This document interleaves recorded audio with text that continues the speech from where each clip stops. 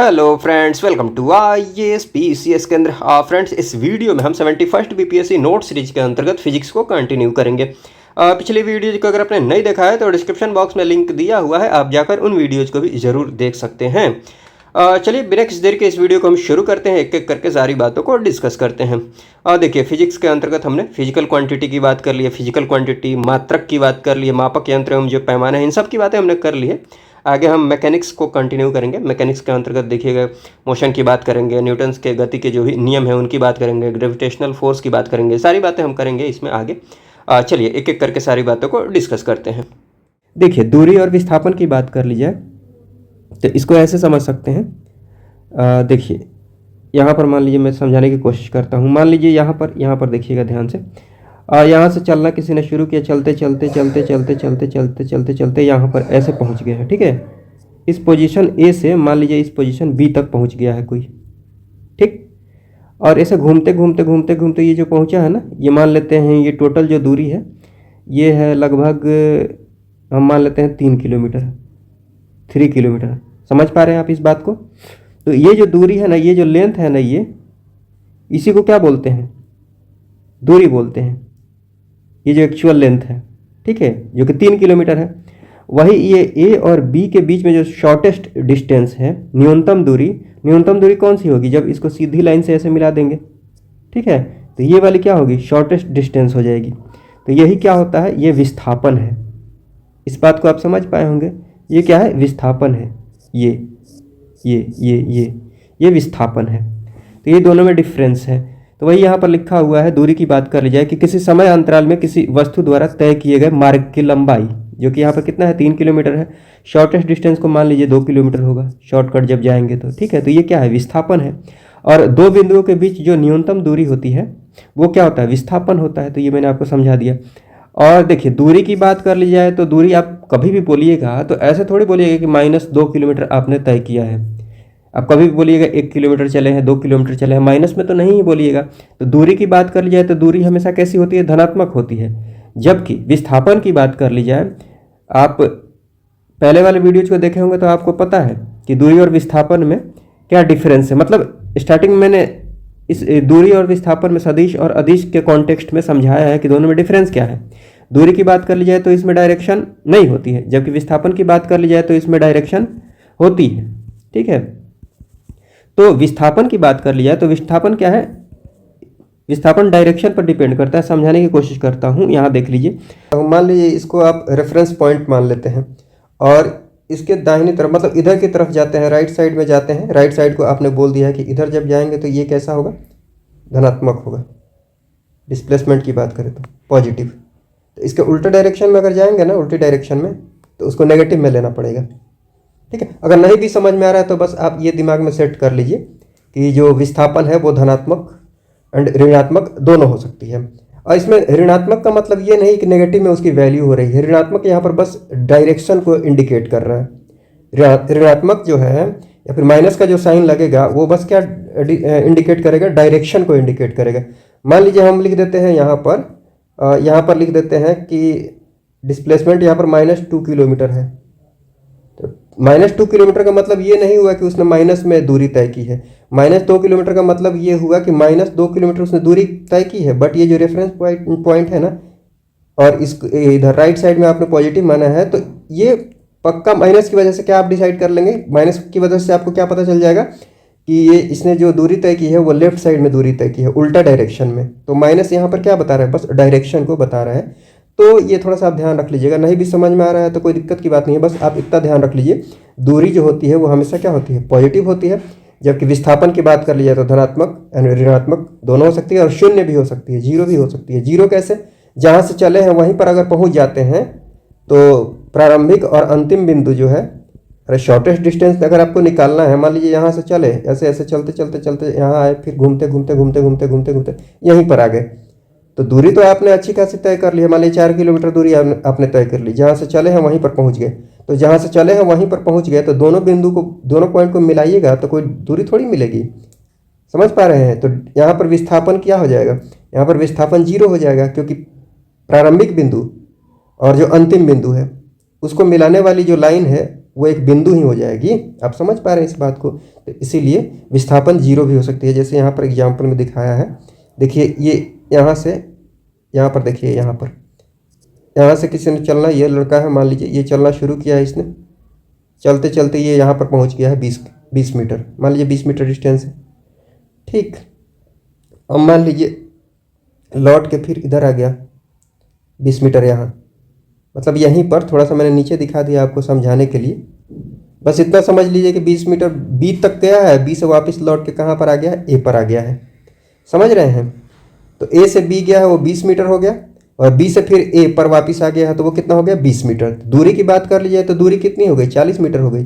जबकि विस्थापन की बात कर ली जाए तो जहाँ से चला था वहीं पर आ गया है, तो विस्थापन कितना हो जाएगा, जीरो हो जाएगा। ठीक है, हाँ। लेकिन ए अगर बी तक गया होता तो दूरी कितनी होती, 20 मीटर होती, और विस्थापन की बात कर ली जाए तो क्या हो जाती, विस्थापन भी 20 मीटर ही, ए से अगर बी की बात करते। तो ये सारी बातें आप समझ पा रहे होंगे, तो ये सब आप ध्यान रख लीजिएगा। उसके बाद चाल की बात कर लीजिए तो चाल आपको पता है, दूरी बट्टे समय आपने पढ़ा होगा, बट आप डेफिनेशन के रूप में, परिभाषा के रूप में अगर ध्यान रखना है तो आप ऐसे ध्यान रख सकते हैं। दूरी में जो परिवर्तन की दर होती है ना, दूरी में जो परिवर्तन की दर होती है उसको क्या बोलते हैं, स्पीड बोलते हैं, चाल बोलते हैं। ये आप ऐसे समझ सकते हैं। देखिए मैं आपको समझाने की कोशिश करता हूँ, यहीं पर देखिएगा। मान लीजिए कि ऐसे कोई बंदा ऐसे चलते चलते चलते चलते ऐसे आया, और ये मान लेते हैं इसने दूरी तय कर ली है 40 मीटर, ठीक है, यहाँ तक। फिर आगे बढ़ते बढ़ते बढ़ते बढ़ते बढ़ते बढ़ते बढ़ते बढ़ते बढ़ते यहाँ पर पहुँच गया, और ये पूरी दूरी कितनी हो जाती है, मान लेते हैं हम 60 मीटर। एक सेकंड रुकिएगा, मान लेते हैं ये पूरी दूरी कितनी हो जाती है, 60 मीटर, ठीक है। अगर कोई पूछे कि इसके बीच में स्पीड कितनी रही होगी, तो आप क्या कीजिएगा, दूरी में परिवर्तन निकाल लीजिएगा। मतलब यहाँ से चल के यहाँ तक जब पहुँचे हैं तो दूरी कितनी हुई है, 60 मीटर, और यहाँ से चल के यहाँ तक पहुँचे हैं तो दूरी कितनी है, 40 मीटर। तो इसके बीच में दूरी कितनी हो जाएगी, 60 में से, इस पूरे में से इसको माइनस कर लीजिएगा तो ये वाला नहीं मिल जाएगा, कितना हो जाएगा, 20 मीटर। इसी को क्या बोलते हैं, परिवर्तन बोलते हैं। परिवर्तन अगर निकालना है, चेंज निकालना है, तो फाइनल माइनस इनिशियल कर दीजिए, तो ये हो गया परिवर्तन। और इस बीच में टाइम भी तो लगा होगा, तो मान लीजिए इस बीच में टाइम इसको लग गया है 5 सेकंड, तो 5 से क्या कीजिएगा, डिवाइड कर दीजिएगा, 5 से ये कट जाएगा, 4 मीटर पर सेकंड, 4 मीटर पर सेकंड क्या हो जाएगी, स्पीड हो जाएगी। तो दूरी में जो परिवर्तन की दर होती है वही क्या होती है, स्पीड होती है। तो ये बात आप ध्यान रख सकते हैं। वैसे ही अगर वेग की बात कर ली जाए तो ये भी मैंने बता दिया है सदिश अदिश वाले में, कि चाल और जो वेग है उसमें क्या डिफरेंस है। चाल की बात कर ली जाए, स्पीड की बात कर ली जाए, तो स्पीड जो है उसमें केवल मैग्नीट्यूड होता है, परिमाण होता है। लेकिन वेग की बात कर ली जाए, वेलोसिटी की बात कर ली जाए, तो उसमें मैग्नीट्यूड और साथ ही साथ उसमें क्या होता है, डायरेक्शन भी, उसमें दिशा भी होती है। वेग की बात कर ली जाए तो ये क्या है, एक सदिश राशि, ये अदिश राशि है। वेग की बात कर ली जाए तो सदिश राशि है। ये क्या है, अदिश राशि है स्पीड। और वेलोसिटी की बात कर ली जाए तो ये क्या है, सदिश राशि है, वेक्टर क्वांटिटी है। तो ये सारी बातें हमने पहले भी कर ली है। जैसे दूरी क्या है, अदिश है, और विस्थापन क्या है, सदिश राशि है। हाँ, तो यहाँ पर दूरी में परिवर्तन की दर क्या हो जा रही है, चाल हो जा रही है, स्पीड हो जा रही है। वैसे ही यहाँ पर ध्यान रख लीजिएगा, विस्थापन में जो परिवर्तन की दर होगी उसको क्या बोल देंगे, वेलोसिटी बोल देंगे। ये अदिश, दूरी अदिश, चाल अदिश, दूरी और चाल का रिलेशन है। वैसे ही विस्थापन का देख लीजिए, विस्थापन सदिश है तो वेलोसिटी भी सदिश होगी। विस्थापन और देख रहे हैं, विस्थापन और वेग में क्या है, रिलेशन है। बाकी वैसे भी सदिश अदिश में मैंने ये सारी बातें अच्छे से समझा दी है। अगर एसआई, हाँ एसआई यूनिट में भी हमने सारी बातें कर ली है। यूनिट में एसआई यूनिट और जो भी महत्वपूर्ण व्युत्पन्न एसआई मात्रक है उनकी भी बातें हमने कर ली है। तो अगर मैं यूनिट ना बोलूँ तो आप टेंशन नहीं लीजिएगा। दूरी की यूनिट आपको पता ही है, एसआई यूनिट मीटर होती है। वैसे ही विस्थापन की मीटर हो जाएगी, चाल की मीटर पर सेकंड, वेग की मीटर पर सेकंड, ठीक है। सदिश हो चाहे अदिश हो, उसमें यूनिट में थोड़ी चेंज आ जाएगा। और एक्सेलरेशन की बात कर ली जाए तो देखिए एक्सेलरेशन में क्या होता है, एक्सेलरेशन में असल में क्या हो जाएगा, जैसे कि चाल की बात कर ली जाए तो चाल में दूरी में परिवर्तन की दर देख रहे हैं। वैसे ही अगर वेग की बात, त्वरण की बात कर ली जाए, एक्सेलरेशन की बात कर ली जाए, तो इसमें वेग में परिवर्तन की दर देखते हैं। वेग में परिवर्तन की दर समझा देता हूँ आपको। मान लीजिए ऐसे कोई गाड़ी चलते हुए यहाँ पर आ रही है, यहाँ जैसे ही पहुँची है, मान लेते हैं यहाँ पर इस समय पर यहाँ पर यहाँ पर मान लेते हैं स्पीड उसकी है 40 मीटर पर सेकंड, और मान लीजिए गाड़ी पहुँचते पहुँचते पहुँचते पहुँचते यहाँ पर ये गाड़ी पहुँची है, ठीक है। यहाँ पर जैसे ही पहुँची है इसकी स्पीड हो जाती है मान लेते हैं 60 मीटर पर सेकंड। तो अब देख रहे हैं ना कि वेग में परिवर्तन हो रहा है। वेग में परिवर्तन हुआ तो परिवर्तन कैसे निकालिएगा, बाद वाली स्पीड, बाद वाली वेलोसिटी 60, एक सेकंड रुकिएगा, 60, और यहाँ पर यहाँ वाली स्पीड प्रारंभिक वाली ये कितनी हो जाएगी 40। मतलब इसके बीच में अगर हम देख रहे हैं तो ये बाद वाली हो जाएगी स्पीड 60 और ये प्रारंभिक वाली हो जाएगी। अगर इनके बीच में हमें देखना है तो बाद वाली माइनस पहले वाली 60 माइनस 40, और इसके बीच में मान लीजिए कुछ टाइम लगा होगा, मान लेते हैं कि 2 सेकंड लगा है, तो 2 से डिवाइड कर दीजिए तो दर निकल जाएगा, ठीक है। तो 60 में से आप 40 माइनस करेंगे 20 आएगा, 2 से डिवाइड करेंगे तो 10 हो जाएगा। 10 मीटर पर सेकंड स्क्वायर क्या हो जाएगा, एक्सेलरेशन हो जाएगा, त्वरण हो जाएगा। तो ये थोड़ा सा ध्यान रख लीजिएगा। चाल जो है ये दूरी में परिवर्तन की दर है, वही त्वरण की बात कर ली जाए तो आपको क्या ध्यान रखना है, वेग में परिवर्तन की दर है। बस इतनी सी ही बात ध्यान रखनी है, बाकी एक्सप्लेनेशन तो बस समझाने के लिए मैंने दिया है। और इतना समझाने के बाद यहाँ पर कोई विशेष दिक्कत आपको होगी नहीं कि समान वेग होने पर जो त्वरण होगा वो कितना हो जाएगा, 0 हो जाएगा। देखिए मान लीजिए यहाँ पर अभी कैसे मैंने आपको बताया कि मान लेते हैं यहाँ पर जो वेलोसिटी है वो कितनी है 40 मीटर पर सेकंड है, और यहाँ पर अगर बात करी जाए यहाँ पर तो यहाँ पर भी जो वेलोसिटी रहती है 40 मीटर पर सेकंड ही रह जाती है। मतलब जितनी वेलोसिटी यहाँ पर है उतनी वेलोसिटी यहाँ पर भी है। अब दोनों को माइनस कीजिएगा चेंज निकालने के लिए, परिवर्तन निकालने के लिए, तो 40 में से आप 40 माइनस कीजिएगा तो कितना हो जाएगा, 0 ही हो जाएगा। 0 में आप किसी भी टाइम से डिवाइड करते हैं, जितना भी टाइम लगा है 0 में किसी भी नंबर से डिवाइड कीजिएगा तो 0 ही हो जाएगा ना। ये बात आप समझ रहे हैं। तो ये आप ध्यान रख लीजिएगा कि वेग समान होता है तो एक्सेलरेशन क्या हो जाएगा, 0। आप सीधा सा बस इतना ध्यान रख लीजिए, अगर कोई वस्तु सीधी रेखा में चल रही है, स्ट्रेट लाइन में चल रही है, तो उसकी स्पीड अगर कांस्टेंट है तो वेलोसिटी भी कांस्टेंट हो सकती है। बट वही सर्कुलर मोशन की बात कर ली जाए तो देखिए वहाँ पर स्पीड कांस्टेंट है लेकिन वेलोसिटी क्या होगी, कांस्टेंट नहीं होगी। वेलोसिटी चेंज होते रहेगी, हर पॉइंट पर वेलोसिटी बदल रही है डायरेक्शन की वजह से, ठीक है। तो इतना आपको ध्यान रखना है कि अगर चाल कांस्टेंट है मतलब समान है तो वेग भी समान हो, ये जरूरी नहीं है। और चलिए उसके बाद बात कर लेते हैं बल तथा गति के नियम। पहले बल की बात कर लेते हैं। बल की बात कर लीजिए तो देखिए ये मैं आपको समझाने की कोशिश करता हूँ। कोई भी मोशन अगर हो रहा हो, कोई भी गति हो रही हो, तो गति का जो प्रमुख कारण होता है, जो मुख्य कारण होता है वो क्या होता है, बल होता है। बल की वजह से ही एक्सेलरेशन उत्पन्न होता है, त्वरण उत्पन्न होता है, जिसकी वजह से उसमें स्पीड आती है, ठीक है। तो गति का कारण क्या है, बल है, ये आप थोड़ा सा ध्यान रख सकते हैं। बाकी बल के प्रकार में देखने जाइएगा तो संतुलित बल पढ़िएगा, असंतुलित बल पढ़िएगा, संपर्क बल, गैर संपर्क बल, कॉन्टैक्ट फोर्स, नॉन कॉन्टैक्ट, थोड़ा थोड़ा मैं आपको समझा देता हूँ जितना ज़रूरी है एग्जाम पर्सपेक्टिव से। देखिए बैलेंस्ड फोर्स का मतलब ये हुआ कि मान लीजिए यहाँ पर ये मान लीजिए कोई टेबल है, टेबल पर मान लीजिए ऊपर कोई वस्तु रखी हुई है, चाहे यहाँ देख लीजिए, टेबल छोड़िए, यहाँ पर डायग्राम ये फोटो में देख लीजिए, यहाँ पर देखिए, यहाँ पर ये इधर से ये फोर्स लगा रहे हैं, खींच रहे हैं इस डायरेक्शन में, कितने का फोर्स लगा रहे हैं, 300 न्यूटन, और 300 न्यूटन का फोर्स ये भी लगा रहे हैं इसको उल्टा डायरेक्शन में, देख पा रहे हैं आप। तो जितना फोर्स इधर लगा रहे हैं उतना ही फोर्स क्या है इधर भी लगा रहे हैं, इसीलिए क्या है ये बैलेंस्ड है, संतुलित है।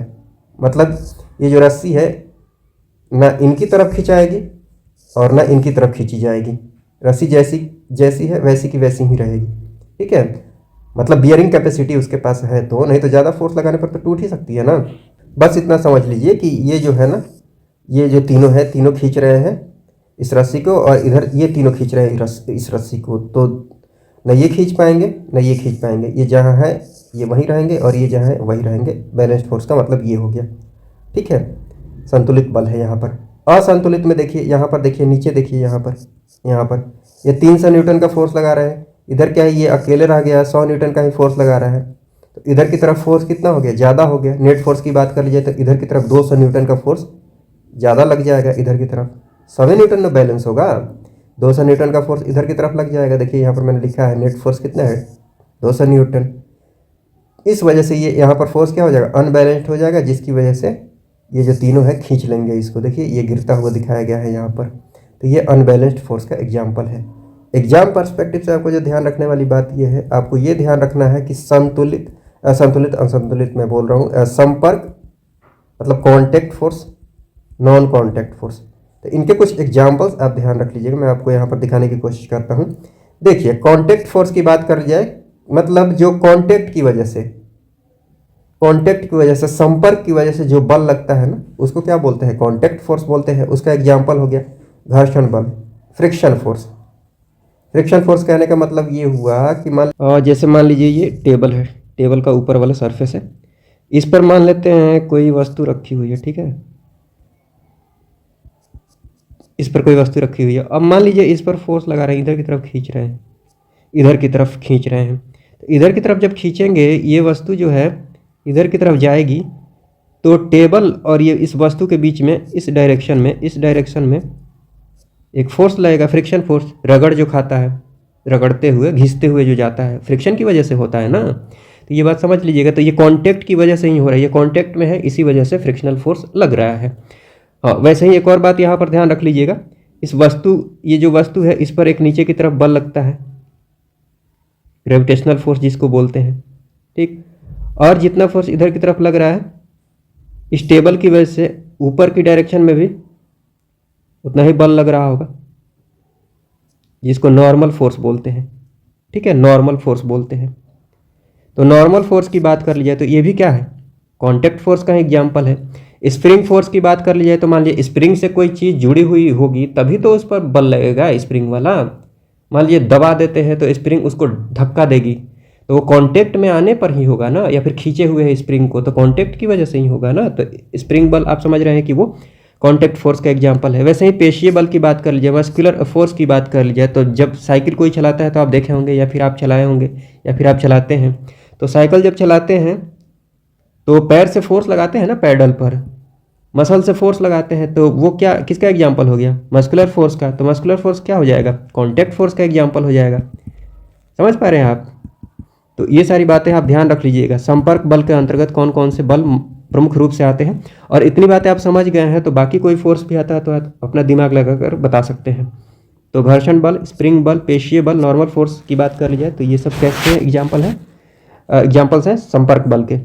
और उसके बाद गैर संपर्क बल की बात कर लिया, नॉन कॉन्टैक्ट फोर्स की बात करें तो ये सिंपल सी बात है, आप आसानी से समझ सकते हैं। जैसे चुंबकीय बल की बात कर लेते हैं। मैग्नेटिक फोर्स की बात करें तो देखिए, मैग्नेटिक फोर्स की बात करें तो इसमें संपर्क की जरूरत नहीं है, कांटेक्ट में लाने की जरूरत है ही नहीं, वो दूर से ही फोर्स लगाने लगते हैं। ये बात आप आसानी से समझ रहे हैं। तो मैग्नेटिक फोर्स जो है ये किसका एग्जांपल हो गया? नॉन कांटेक्ट फोर्स का एग्जांपल हो गया। उसके बाद गुरुत्वाकर्षण बल की बात करें, ग्रेविटेशनल फोर्स की बात करें तो मान लीजिए आप कोई वस्तु छत पर से बस छोड़ देते हैं, ठीक है, ये कोई वस्तु है, इसको जैसे छोड़िएगा तो ये वस्तु क्या होगी? नीचे की तरफ गिरना शुरू हो जाएगी।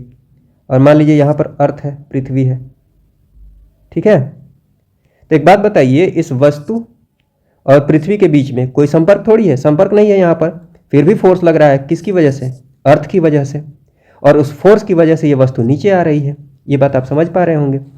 तो ये जो फोर्स लग रहा है यहाँ पर, ग्रेविटेशनल फोर्स, आप आसानी से समझ पा रहे होंगे कि ये नॉन कॉन्टैक्ट फोर्स का एग्जाम्पल है। कोई कॉन्टैक्ट नहीं है, फिर भी फोर्स लग रहा है, ठीक है। वैसे ही स्थिर वैद्युत बल की बात कर लीजिए, इलेक्ट्रोस्टैटिक फोर्स की बात कर लीजिए, जो चार्ज के बीच में फोर्स लगता है, जो चार्जेज होते हैं उनके बीच फोर्स लगता है, उसको बोलते हैं इलेक्ट्रोस्टैटिक फोर्स।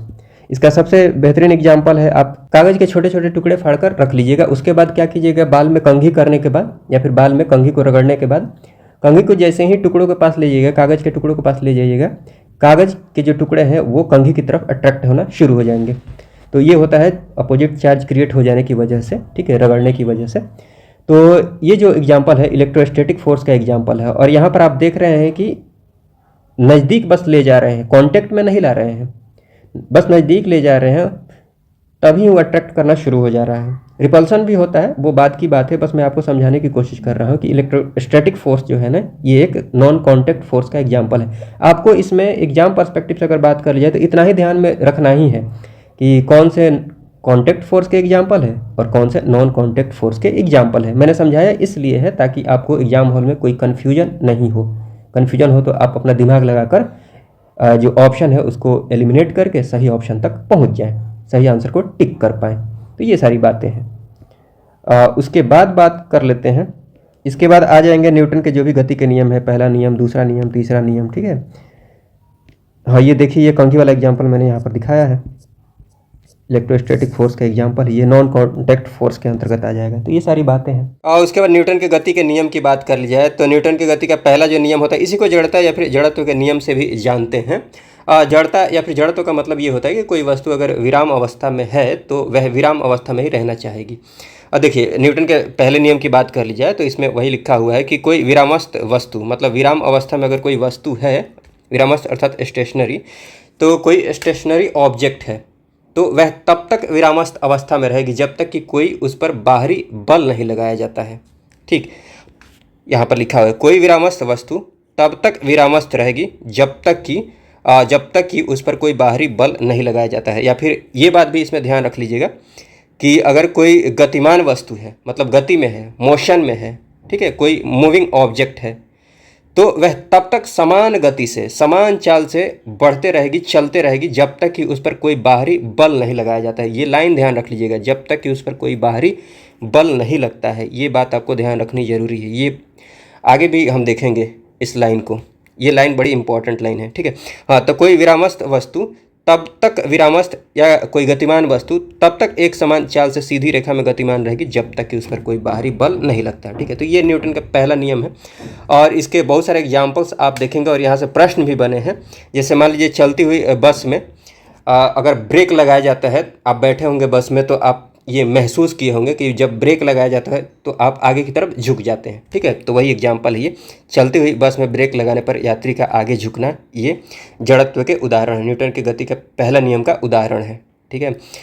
उसके बाद देखिए कि रुकी हुई वस्तु का अचानक चलने पर यात्री जो होता है, देखिए ब्रेक लगाया जाता है तो आगे की तरफ झुक जाते हैं और जैसे ही आगे गाड़ी बढ़ाई जाती है, रुकी हुई गाड़ी होती है, उसको जैसे ही अचानक से आगे बढ़ाई जाती है तो आप पीछे की तरफ झुक जाते हैं। इस फोटो से आप समझने का प्रयास कीजिए। देखिए ये बस है, बस क्या है, अभी मोशन में है, इसमें ये कोई बंदा खड़ा हुआ है, ठीक है। अब इसमें ये देखिएगा कि बस के साथ साथ ये दोनों पैर चल रहे हैं, तो ये दोनों पैर क्या होंगे, ये चलते ही रहना पसंद करेंगे, चलते ही रहना चाहेंगे। लेकिन जैसे ही बस में ब्रेक लगाई जाती है, चूँकि ये आगे चलते रहना चाह रहे हैं, जैसे ही ब्रेक लगाई जाती है तो ये रुक जाते हैं, जिसकी वजह से ये जो पूरा ये शरीर होता है ना, अपोज करता है, अपोज करने की वजह से ये आगे की तरफ झुक जाता है ब्रेक लगाने पर। ठीक, ये बात समझ पा रहेंगे। इसके उल्टा सोचिए, मान लीजिए ये बस खड़ी है, ये ऐसे ही बस खड़ी है, बस चल नहीं रही है, ठीक है। इस कंडीशन में देखिएगा कि ये जो दोनों पैर हैं ये स्थिर हैं, मतलब ये भी न बस चल रही है न ये चल रहे हैं, तो ये जो पैर है ना ये स्थिर ही रहना पसंद करेंगे।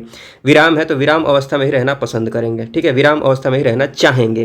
तो जैसे ही बस आगे बढ़ती है तो ये पैर अपोज करने के, ये चूँकि स्थिर रहना चाहते हैं तो अपोज करने की वजह से ये पूरा का पूरा शरीर जो है ना ये पीछे की तरफ झुक जाता है, पीछे की तरफ गिरता है। ये बात आप समझ पा रहे होंगे, महसूस किए होंगे। बाकी अब आप इतना समझ लीजिए कि ये सब जो एग्जाम्पल्स हैं ना न्यूटन के गति के पहले के नियम या फिर जड़त्व के नियम के उदाहरण है। ये एग्जाम पूछ लिए जाते हैं ऐसे ही कि ये रुकी हुई बस का अचानक चलने पर यात्री का पीछे की तरफ गिरना किसका एग्जाम्पल है, तो ऑप्शन में जड़त्व का नियम दिया होगा, वो सही आंसर हो जाएगा। ऐसे ही देखिएगा, हाँ ये क्वेश्चन बीपीएससी में पूछ लिया गया था कि बस के अचानक दाईं ओर मुड़ने पर, देखिएगा बस कहीं टर्न लेती है, कहीं मुड़ाव आता है तो बस के अचानक दाईं ओर मुड़ने पर जो यात्री होते हैं बाईं ओर झुक जाते हैं। तो ये किसका एग्जाम्पल है, न्यूटन के गति के पहले नियम का एग्जाम्पल है, जड़त्व के नियम का एग्जाम्पल है, ठीक है। तो ये ध्यान रख लीजिएगा। उसके बाद देखिएगा कि पेड़ को हिलाने से फल टूटकर नीचे गिर जाते हैं, बिकॉज वो स्थिर रह रहे होते हैं, जैसे ही हिलाते हैं तो हिलना नहीं चाहते हैं, तो उसी का अपोज करने के लिए टूटकर नीचे गिर जाते हैं। ये बात आप समझ पा रहे होंगे। चलिए उसके बाद न्यूटन की गति के दूसरे नियम की बात कर लीजिए। तो ये कहता है, ये नियम ये कहता है कि देखिए सबसे पहले तो आप वेग समझ लीजिए, संवेग समझ लीजिए। यहाँ पर देखिए संवेग जो होता है ना, ये द्रव्यमान एंड जो वेलोसिटी होती है, मास एंड वेलोसिटी का क्या होता है, प्रोडक्ट होता है, ठीक है। तो द्रव्यमान इनटू वेग जो होता है ये होता है संवेग। यहाँ मैंने लिखा है P अर्थात संवेग, momentum, P = m × v, mass into velocity. क्योंकि मास क्या है यहाँ पर देख लीजिएगा, ये मैं आपको यहीं पर एक्सप्लेन कर देता हूँ संवेग को। मास यहाँ पर जो होता है इसकी एसआई यूनिट क्या होती है, ये मैं आपको यहीं समझा देता हूँ। इसकी एसआई यूनिट जो होती है ये होती है kg। और v की बात कर लीजिए, v अर्थात वेलोसिटी, इसकी यूनिट क्या होती है, मीटर पर सेकंड, ठीक, तो मोमेंटम की यूनिट क्या हो जाएगी, केजी मीटर पर सेकंड, केजी मीटर पर सेकंड। ठीक, तो ये आप ऐसे ध्यान रखते चलेंगे तो आपको पढ़ने में, समझने में और क्वेश्चन को सॉल्व करने में आसानी होगी, चाहे जैसे भी प्रश्न पूछे जाएँ। ठीक, हाँ, एक और बात यहाँ पर समझ लीजिएगा, यहाँ पर देखिएगा P is equal to M into V है, मास इंटू वेलोसिटी। मास तो चलिए स्केलर क्वांटिटी है, लेकिन v क्या है, वेक्टर क्वांटिटी है। तो इसकी वजह से इसमें डायरेक्शन भी आ जाएगा, दिशा भी आ जाएगी, जिसकी वजह से संवेग की बात कर ली जाए तो इसके पास डायरेक्शन भी होगी। ठीक है, इस वजह से संवेग की अगर बात करें तो ये एक वेक्टर क्वांटिटी है, हालांकि ये मैंने आपको पहले भी समझाया है। ठीक, तो ये मैंने यहाँ पर लिखा हुआ है, संवेग इज इक्वल टू द्रव्यमान इंटू वेलोसिटी।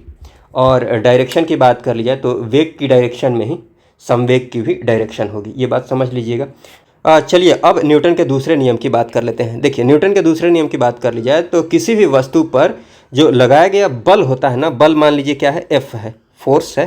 ठीक है, F मान लेते हैं उस बल को। तो किसी भी वस्तु पर लगाया गया जो बल होता है ना, उस वस्तु के संवेग में परिवर्तन की दर, ये समझाने की कोशिश करता हूँ आपको। संवेग मैंने आपको बता ही दिया है, परिवर्तन का मतलब होता है, इंग्लिश में बोलते हैं इसको चेंज। चेंज का मतलब होता है final minus initial, final minus initial, बाद वाला माइनस पहले वाला। चेंज का मतलब हमेशा यही होता है, आप अपने दिमाग में सेट कर लीजिए। ठीक, तो संवेग में परिवर्तन, इसका मतलब ये हुआ कि बाद में जो संवेग होगा, बाद में संवेग मान लेते हैं, बाद वाली जो वेलोसिटी है v है, इसलिए बाद वाला संवेग कितना हो जाएगा, mv हो जाएगा। और शुरू में मान लेते हैं वेलोसिटी u है, ये पहले भी मैंने आपको बताया है, शुरू में वेलोसिटी u है, तो इसका संवेग कितना हो जाएगा, शुरू में mu हो जाएगा, मास इंटू वेलोसिटी। ठीक, तो बाद वाला संवेग माइनस पहले वाला संवेग, ये क्या हो जाएगा, परिवर्तन। किस में परिवर्तन, संवेग में परिवर्तन। चूंकि दर पूछ रहा है, दर मतलब टाइम से आप डिवाइड कर दीजिए, यूनिट टाइम में कितना परिवर्तन हो रहा है। दर का मतलब यही ना हुआ कि यूनिट टाइम में जो संवेग है उसमें कितना परिवर्तन हो रहा है, वही लिखा हुआ है। किसी वस्तु पर लगाया गया जो बल होता है ना, वह जो बल होता है उस वस्तु के संवेग में परिवर्तन की दर के क्या होता है, प्रोपोर्शनल होता है, समानुपाती होता है। तो वही लिखा हुआ है, फोर्स जो होता है ना, ये प्रोपोर्शनल होता है संवेग में परिवर्तन के दर के। ये बस आपको समझना है, ये इसमें बहुत डिटेल्स में जाने की ज़रूरत नहीं है। थोड़ा सा मैंने इसलिए समझा दिया है क्योंकि जो एग्जाम्पल्स देखेंगे दूसरे नियम से संबंधित, उसको समझाने में थोड़ी सी आसानी होगी, इसलिए मैंने ये एक्सप्लेन किया है। आगे देखिएगा कि आपको पता है कि ये प्रोपोर्शनल का साइन हटाते हैं तो एक कांस्टेंट आ जाता है। ठीक है, और बाकी आपको डिटेल्स में नहीं जाना है, आपको बस इतना ध्यान रख लीजिए कि यहाँ पर k की वैल्यू 1 होगी। k की वैल्यू जब 1 होगी तो ये क्या हो जाएगा, m v minus you upon T. ये अभी मैंने आपको समझा दिया है कि v माइनस यू ये क्या होता है, वेलोसिटी में चेंज। ठीक, तो वेलोसिटी में चेंज की जो दर होती है, दर कैसे, t से यहाँ डिवाइड किया जा रहा है, तो जो दर होगी इसी को क्या मैंने बताया आपको, एक्सेलरेशन। ठीक, तो m इंटू ये क्या है, एक्सेलरेशन, m इंटू क्या है, ये एक्सेलरेशन। ठीक है, तो दूसरा जो नियम होता है ना न्यूटन का, उसी से ये फॉर्मूला निकल के आता है, F is equal to M A. M क्या है, मास है, द्रव्यमान है। और ये मैं आपको समझा देता हूँ, ये मैंने पहले भी बता दिया है कि मास की जो एसआई यूनिट होती है केजी होती है, और एक्सेलरेशन की बात कर ली जाए तो मीटर पर सेकंड स्क्वायर। तो इसीलिए फोर्स की यूनिट क्या हो जाएगी, केजी मीटर पर सेकंड स्क्वायर। ठीक, और इसी को हम क्या बोलते हैं, न्यूटन बोलते हैं। ये मैंने आपको पहले भी समझाया है।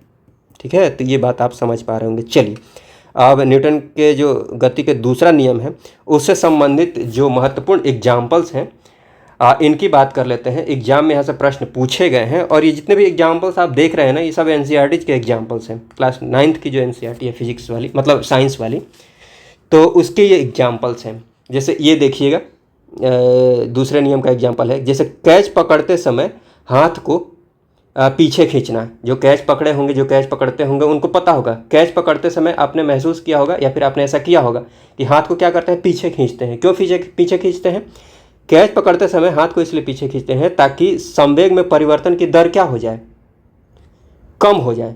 संवेग में परिवर्तन की दर अर्थात बल क्या हो जाए, कम हो जाए, और चोट कम लगे। ऐसा क्यों होता है, देखिए मैं आपको समझाने की कोशिश करता हूँ, और आप इसको यहाँ से बस इतना ही समझ लीजिए। हम यहाँ पर जो वेलोसिटी में चेंज हो रहा है वहाँ पर नहीं जाकर टाइम पर ही ध्यान रखकर इस क्वेश्चन को सॉल्व कर सकते हैं। कैसे, देखिए यहाँ पर देखिएगा, इस वैल्यू को छोड़ दीजिए, आप इसी पर ध्यान दे दीजिएगा तो आपका काम हो जाएगा। इस t की वैल्यू की बात करें, t चूँकि नीचे है तो इसकी वैल्यू जितनी ज़्यादा होगी इस पूरे की वैल्यू उतनी कम होगी। समझ रहे हैं आप इस बात को? तो कैच पकड़ने में अगर टाइम लगाया जाएगा, अर्थात टी की वैल्यू बढ़ाएंगे, टाइम ज़्यादा लगाएंगे, तो इस पूरे की वैल्यू क्या हो जाएगी? कम हो जाएगी, अर्थात फोर्स कम हो जाएगा। इतनी बात अगर आप ध्यान रख के चलते हैं तो आपका काम हो जाएगा, ठीक है।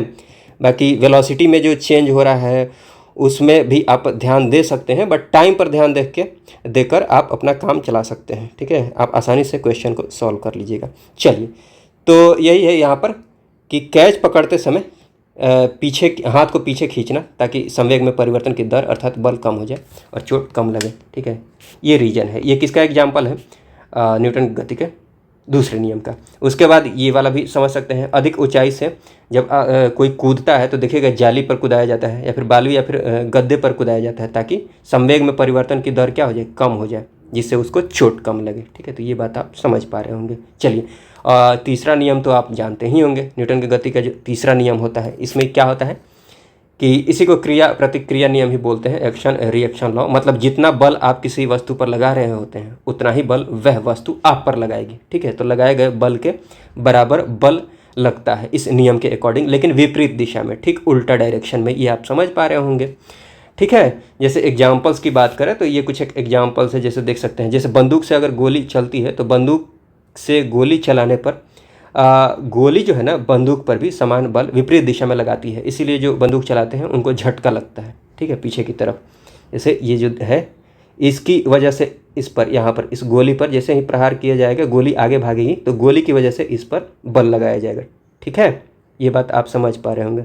उसके बाद देखिएगा ये वाला, ये भी एनसीईआरटी का एग्जाम्पल है कि नाविक का आगे की तरफ कूदने पर, जैसे देखे होंगे नाविक जो होता है नदी के किनारे नाव को लगाकर जब कूदता है ज़मीन पर बाहर कूदता है, तो नाविक का आगे की तरफ कूदने पर नाव का पीछे की तरफ गति करना, मूव करना।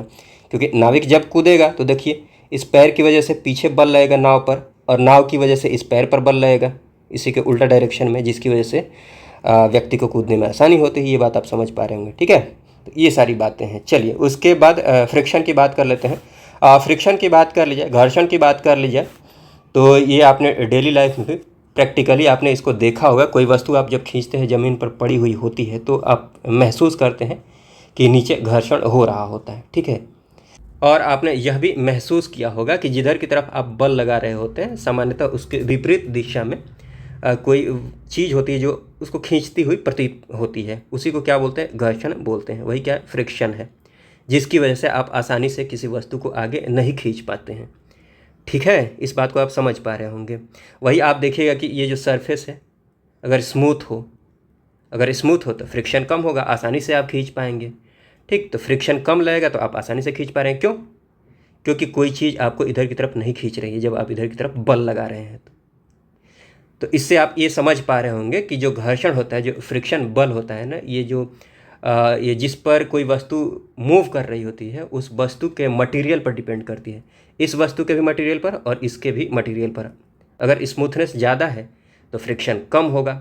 इसीलिए आपने पढ़ा होगा कि अगर आइडियल सरफेस है, फ्रिक्शनलेस सरफेस है, तो किसी वस्तु को आप स्पीड दे देते हैं, कोई भी फ्रिक्शन नहीं है, और मान लीजिए पूरा वैक्यूम है, एयर भी नहीं है, बाहरी कोई फोर्स नहीं है, कोई भी बल नहीं है, बाहरी फोर्स, कोई बाह्य बल नहीं है, और सरफेस क्या है? बिल्कुल स्मूथ है, फ्रिक्शनलेस सरफेस है, ठीक है। तो किसी वस्तु को आप स्पीड देकर छोड़ देते हैं तो वह वस्तु उसी स्पीड के साथ आगे चलती रहेगी, मतलब वो अनंत समय तक चलती रहेगी, कहीं रुकेगी ही नहीं। कहाँ पर रुकेगी? अनंत पर। ऐसे बोल सकते हैं, कहाँ रुकेगी? अनंत पर। क्यों? क्योंकि वो रुकेगी ही नहीं, ना अनंत आएगा ना रुकेगी। ये बात आप समझ पा रहे होंगे। लगातार वो उसी स्पीड से चलती रहेगी, उसकी स्पीड में कोई परिवर्तन नहीं आएगा। ये बात आप समझ पा रहे होंगे, ठीक। तो डायरेक्शन की बात करी जाए तो जो अप्लाइड फोर्स होता है, जिधर की तरफ आप फोर्स लगा रहे हैं उसके विपरीत होता है। ये बात आप समझ पाए होंगे। फ्रिक्शन का एप्लीकेशन आप डेली लाइफ में हमेशा प्रयोग में लाते हैं। जैसे आप जब चल रहे होते हैं तो फ्रिक्शन की वजह से ही चल रहे होते हैं। देखिए, जैसे यहाँ पर इस फोटो में देखिएगा, ये जो पैर है देखिए, चाहे ये पैर देखिए, इस पैर को देखिए, इस पैर की वजह से ज़मीन पर देखिए इधर की तरफ फोर्स लगाया जा रहा है, ठीक है। ऐसे फोर्स लगाया जा रहा है इधर की तरफ, तो आगे की तरफ एक फोर्स लग रहा है। इधर की तरफ आप फोर्स लगा रहे हैं तो आगे की तरफ एक फोर्स लग रहा है, इसी की वजह से आप आगे बढ़ते हैं। अगर ऐसा फोर्स नहीं लगता तो आप फिसल जाते हैं। इसीलिए देखिए ये चिकना सरफेस होता है, या फिर केला का जो छिलका होता है, क्योंकि वो चिकना होता है तो केला का छिलका जो होता है वो फ्रिक्शन को कम कर देता है, जिसकी वजह से आप फिसल जाते हैं, गिर जाते हैं। इस बात को आप समझ पा रहे होंगे। तो चलने में घर्षण की आवश्यकता होती है, या फिर कॉपी या बोर्ड पर लिखने में भी घर्षण की आवश्यकता होती है। स्मूथ होगा तो लिखने में परेशानी होगी, वो पेन होगा या फिर कलम होगी फिसलेगी, ठीक है। इस बात को आप समझ पा रहे होंगे। तो ये सारी बातें हैं। चलिए, उसके बाद संवेग की बातें हमने कर ली है। संवेग की बात कर लिया तो संवेग के संरक्षण की बात कर लिया, कंजर्वेशन ऑफ मोमेंटम की बात कर लिया। तो ये बात भी आप ध्यान रख लीजिएगा, यहाँ पर भी यही ध्यान रखना है। जैसे देखिए स्केटिंग, ये स्केट बोर्ड है, स्केट बोर्ड की बात कर ली जाए तो मान लीजिए इसमें शुरुआत में थोड़ी सी स्पीड है, और ये जो लड़की है इसके पास भी स्पीड है, ठीक। तो इसके पास वेलोसिटी है, इसके पास भी वेलोसिटी है, और इसके पास भी मास है और इसके पास भी मास है। तो इसके पास भी मोमेंटम होगा, इसके पास भी मोमेंटम होगा। दोनों को जोड़ दिया जाए तो कुल मोमेंटम भी कुछ निकल कर आएगा। तो ये जो इसकी बात कर ली जाए और इसकी बात कर ली जाए, पूरे सिस्टम की बात कर ली जाए, इनका जो मोमेंटम होगा, मतलब इसका मोमेंटम प्लस इसका मोमेंटम, बाद में जब देखिएगा, जब ये इस पर बैठकर आगे बढ़ रही होती है, बाद में भी किसी टाइम पर आप मेजर कीजिएगा, तो इन दोनों का मोमेंटम इकट्ठे अगर बात कर लिया जाए, इसका प्लस इसका क्या होगा, उतना ही होगा जितना पहले था, बशर्ते कि कोई बाह्य बल नहीं लग रहा हो। जो मैंने आपको पहले नियम में समझाया कि इस बात को ध्यान रख लीजिएगा, जब तक कि कोई बाह्य बल नहीं लगे, ठीक। इस बात को आप समझ रहे होंगे। इतना ही आपको ध्यान रखना है कि किसी भी निकाय पर, किसी भी सिस्टम पर कुल संवेग जो होता है ना, वो क्या होता है, कांस्टेंट रहता है, जब तक कि कोई बाह्य बल नहीं लगता है। इस बात को आप समझ लीजिएगा। चलिए, उसके बाद बात करते हैं वर्क की। कार्य की अगर बात कर लिया है तो बल की वजह से कार्य होगा। बल जब आप किसी वस्तु पर लगा रहे होते हैं और वस्तु में अगर विस्थापन हो रहा है, डिस्प्लेसमेंट हो रहा है, तभी कहा जाएगा कि उसमें कार्य हुआ है, उस पर कार्य हुआ है। मतलब बल लगाने से किसी वस्तु में जब विस्थापन हो तो कहा जाएगा कि उसमें कार्य हुआ है। अगर विस्थापन जीरो है, भले ही आप ऐसा क्यों नहीं हो कि यहाँ से चले, घूमते घूमते घूमते घूमते यहाँ पर आ गए, तो इस केस में विस्थापन क्या हो जाएगा, जीरो हो जाएगा। तो इस केस में वर्क डन भी क्या हो जाएगा, जीरो हो जाएगा। इस बात को आप ध्यान रख लीजिएगा। कार्य के सामान्य फॉर्मूले की बात कर ली जाए तो बल इंटू विस्थापन होता है, बल इंटू विस्थापन, फोर्स इंटू डिस्प्लेसमेंट। लेकिन जो साइंस के स्टूडेंट हैं उनको ये पता होगा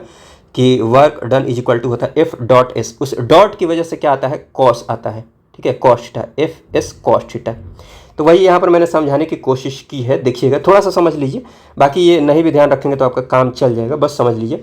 यहाँ पर एफ डॉट मान लेते हैं कि ये फोर्स है, फोर्स ऐसे लग रहा है, और ये क्या, इधर की तरफ डिस्प्लेसमेंट खींचिएगा तो ये जो वस्तु है इधर की तरफ खिसकेगी, तो इधर की तरफ डिस्प्लेसमेंट हो रहा है। समझ रहे हैं आप इस बात को। तो यहाँ पर कुछ एंगल बन रहा होगा, कुछ कोण बन रहा होगा, एंगल बन रहा होगा, ठीक है। तो वही वाला एंगल यहाँ पर है, एफ एस कॉस थीटा। तो इस पर यहाँ पर आपको ये समझना ये है, देखिएगा कि ये जो एफ है ना, यही एफ यहाँ पर चला आता है, मतलब ये फोर्स यहाँ पर आ जाता है। तो एफ और एस क्या हो जाएंगे, बिल्कुल समानांतर हो जाएंगे। तो जब समानांतर होते हैं तो उस केस में देखिएगा इन दोनों के बीच में एंगल क्या हो जाएगा, ये फोर्स यहाँ आ जाता है और डिस्प्लेसमेंट भी इसी डायरेक्शन में हो रहा है, तो इनके बीच एंगल क्या हो जाएगा, जीरो हो जाएगा। तो कॉस जीरो जो होता है वो 1 होता है। इसीलिए फॉर्मूला जो होता है, सामान्य जो फॉर्मूला होता है वो एफ एस होता है। एफ एस का मतलब जिस डायरेक्शन में फोर्स लग रहा है, बिल्कुल उसी डायरेक्शन में डिस्प्लेसमेंट भी हो रहा है, उसका मतलब ये होता है। चलिए, आगे समझाना आपको ये है कि यहाँ पर देखिएगा, आपको पता है, जो पढ़े होंगे उनको पता होगा कि कॉस मतलब थीटा की वैल्यू अगर बात करें तो 90 डिग्री तक कॉस की वैल्यू तो पॉजिटिव होगी, लेकिन 90 डिग्री से ज़्यादा अगर एंगल हो जाता है, कोण हो जाता है, तो कॉस की वैल्यू नेगेटिव होने लगती है, ठीक। तो उतना आपको डिटेल्स में नहीं जाना है, बस आप इतना समझ लीजिए कि इस फोर्स को उठाकर इस डायरेक्शन में कर दीजिए। मान लीजिए इस डायरेक्शन में खींच रहे हैं और आपके पास इतनी ताकत नहीं है, कोई और ताकत है, कोई और फोर्स है जो इधर की तरफ लग रही है, तो डिस्प्लेसमेंट इधर की तरफ हो रहा होगा पूरी तरह से अगर देखा जाए। तो आपकी वजह से जो डिस्प्लेसमेंट होगा, आपकी वजह से जो फोर्स लग रहा है उसकी वजह से जो कार्य होगा वो क्या होगा, नेगेटिव में कार्य होगा, क्योंकि डिस्प्लेसमेंट उल्टा ही डायरेक्शन में ना हो रहा है। तो वही बात यहाँ पर लिखी गई है। यहाँ पर देखिएगा कि यदि बल एवं विस्थापन की दिशा असमान है, ठीक है, समान डायरेक्शन में नहीं है, तो आप ये समझ लीजिएगा, असमान है तो नेगेटिव होगा, समान है तो पॉजिटिव होगा। ये फॉर्मूला सब छोड़ दीजिए। अगर समान डायरेक्शन में है तो पॉजिटिव होगा, और उल्टा डायरेक्शन में है, विपरीत असमान डायरेक्शन में है तो क्या होगा, नेगेटिव होगा। आप ऐसे डायरेक्ट ध्यान रख लीजिए। हाँ, ये मैंने आपको समझा ही दिया कि यदि दोनों के बीच कोण अगर 90 डिग्री का हो जाए, मतलब फोर्स इधर लग रहा है और डिस्प्लेसमेंट इधर हो रहा है, तो जब फोर्स इधर लग रहा है, डिस्प्लेसमेंट इधर हो रहा है, तो जिधर की तरफ फोर्स लग रहा है उधर की तरफ डिस्प्लेसमेंट नहीं ना हुआ, इसका मतलब उधर की तरफ कोई कार्य नहीं हुआ। हाँ, अगर इस फॉर्मूला से जाइएगा तो cos 90 जीरो होता है, इसीलिए ये पूरा जीरो हो जाता है। तो यदि दोनों के बीच कोण 90 डिग्री का हो तो विस्थापन जीरो होगा, इसीलिए कुल कार्य जो होगा ना वो क्या होगा, जीरो होगा, या कुल ही नहीं होगा, कुल होगा, कुल कार्य जो होगा वो क्या होगा, जीरो होगा। ये बात आप समझ पा रहे होंगे। बाकी ये फॉर्मूला छोड़िए, आप डायरेक्ट ध्यान रख लीजिए कि यदि बल एवं विस्थापन की दिशा समान है तो पॉजिटिव वर्क, और नेगेटिव है सॉरी असमान है डायरेक्शन तो नेगेटिव वर्क। चलिए उसके बाद ऊर्जा की बात कर लीजिए। ऊर्जा की बात करें तो कार्य करने की जो क्षमता होती है उसको एनर्जी बोलते हैं, और इसकी भी यूनिट क्या होती है, इसकी भी यूनिट क्या होती है, जूल ही होती है, और कार्य की भी ऐसा यूनिट क्या होती है, जूल होती है। ठीक है, एक और बात भी आप समझ सकते हैं, फोर्स की यूनिट न्यूटन और ये डिस्प्लेसमेंट है मीटर, तो क्या हो जाएगा newton metre, newton metre, newton metre. ठीक है, force newton, S metre, newton metre. लेकिन ये ध्यान रख लीजिए न्यूटन मीटर को ही क्या बोलते हैं, जूल बोलते हैं, तो ये बात ध्यान रख लीजिए। कार्य की यूनिट जूल, ऊर्जा की यूनिट जूल। ऊर्जा की बात कर लीजिए तो आप दो ऊर्जा ध्यान रख लीजिएगा। एक तो गतिज ऊर्जा ध्यान रख लीजिएगा, काइनेटिक एनर्जी, गति के कारण, मोशन के कारण जो ऊर्जा आपको देखने को मिलती है वो काइनेटिक एनर्जी है, जिसकी वैल्यू होती है 1/2 into m into V square. ये बात आप ध्यान रख लीजिएगा। और इसके अलावा देखिएगा, हाँ, स्थितिज ऊर्जा की बात कर लीजिए, पोटेंशियल एनर्जी की बात कर लीजिए, तो स्थिति के कारण, मतलब कहीं पर कोई वस्तु रखी गई है, मान लीजिए नीचे वस्तु थी, इसको उठाकर ऊपर मान लीजिए यहाँ बाउंड्री है, बाउंड्री पर आप रख देते हैं, तो बाउंड्री पर जब रख दी है ना तो आपको सोचना पड़ेगा कि आखिर वह जो वस्तु है उस पर कैसे टिकी हुई है, उसके पास कोई ना कोई ऊर्जा जरूर होगी। ठीक, तो उस ऊर्जा को बोलते हैं पोटेंशियल एनर्जी, जो ऊर्जा उसके पास आ जाती है जिसकी वजह से वह ऊपर टिकी हुई है, क्योंकि जब उसको छोड़िएगा तो फिर नीचे आएगी, तो उसके पास कुछ ऊर्जा थी तभी तो नीचे आ रही है। तो वह जो पोटेंशियल एनर्जी है नीचे मूव करने की वजह से किस में बदलने लगती है, काइनेटिक एनर्जी में। ठीक है, गतिज ऊर्जा में बदलने लगती है। तो आपने पढ़ा होगा टोटल जो मैकेनिकल एनर्जी होती है अर्थात काइनेटिक एनर्जी प्लस जो पोटेंशियल एनर्जी होती है, ये कांस्टेंट, दोनों को जोड़ दीजिएगा, kinetic energy plus potential energy हमेशा क्या होगी, कांस्टेंट होगी। ठीक है, जैसे मैंने वहाँ पर कंजर्वेशन ऑफ मोमेंटम में समझाया, तो ये बात भी आप ध्यान रख सकते हैं। पावर की बात कर लीजिए, शक्ति की बात कर लीजिए, तो कार्य करने की जो दर होती है, मतलब यूनिट टाइम में आप कितना काम कर रहे हैं, work done in unit time. ठीक है, तो कार्य की जो यूनिट होती है वो क्या होती है, अभी आपने पढ़ा है जूल। ठीक, और टाइम की यूनिट सेकंड, जूल पर सेकंड। जूल पर सेकंड को ही आप जानते हैं वॉट बोलते हैं, तो जूल पर सेकंड या फिर वॉट शक्ति की यूनिट है। ये बात आप ध्यान रख लीजिएगा। तो ये सारी बातें हैं। चलिए उसके बाद ग्रेविटेशन की बात कर लेते हैं। गुरुत्वाकर्षण की बात कर ली जाए तो देखिए, इस यूनिवर्स की बात करें तो यूनिवर्स में जितनी भी बॉडीज हैं उन सब के बीच एक फोर्स लग रहा है, और वो जो फोर्स लग रहा है आकर्षण बल, अट्रैक्शन फोर्स होता है। मतलब जितने भी बॉडीज है ना इस यूनिवर्स में, वो सब क्या है, एक दूसरे को अपनी तरफ खींचती हैं।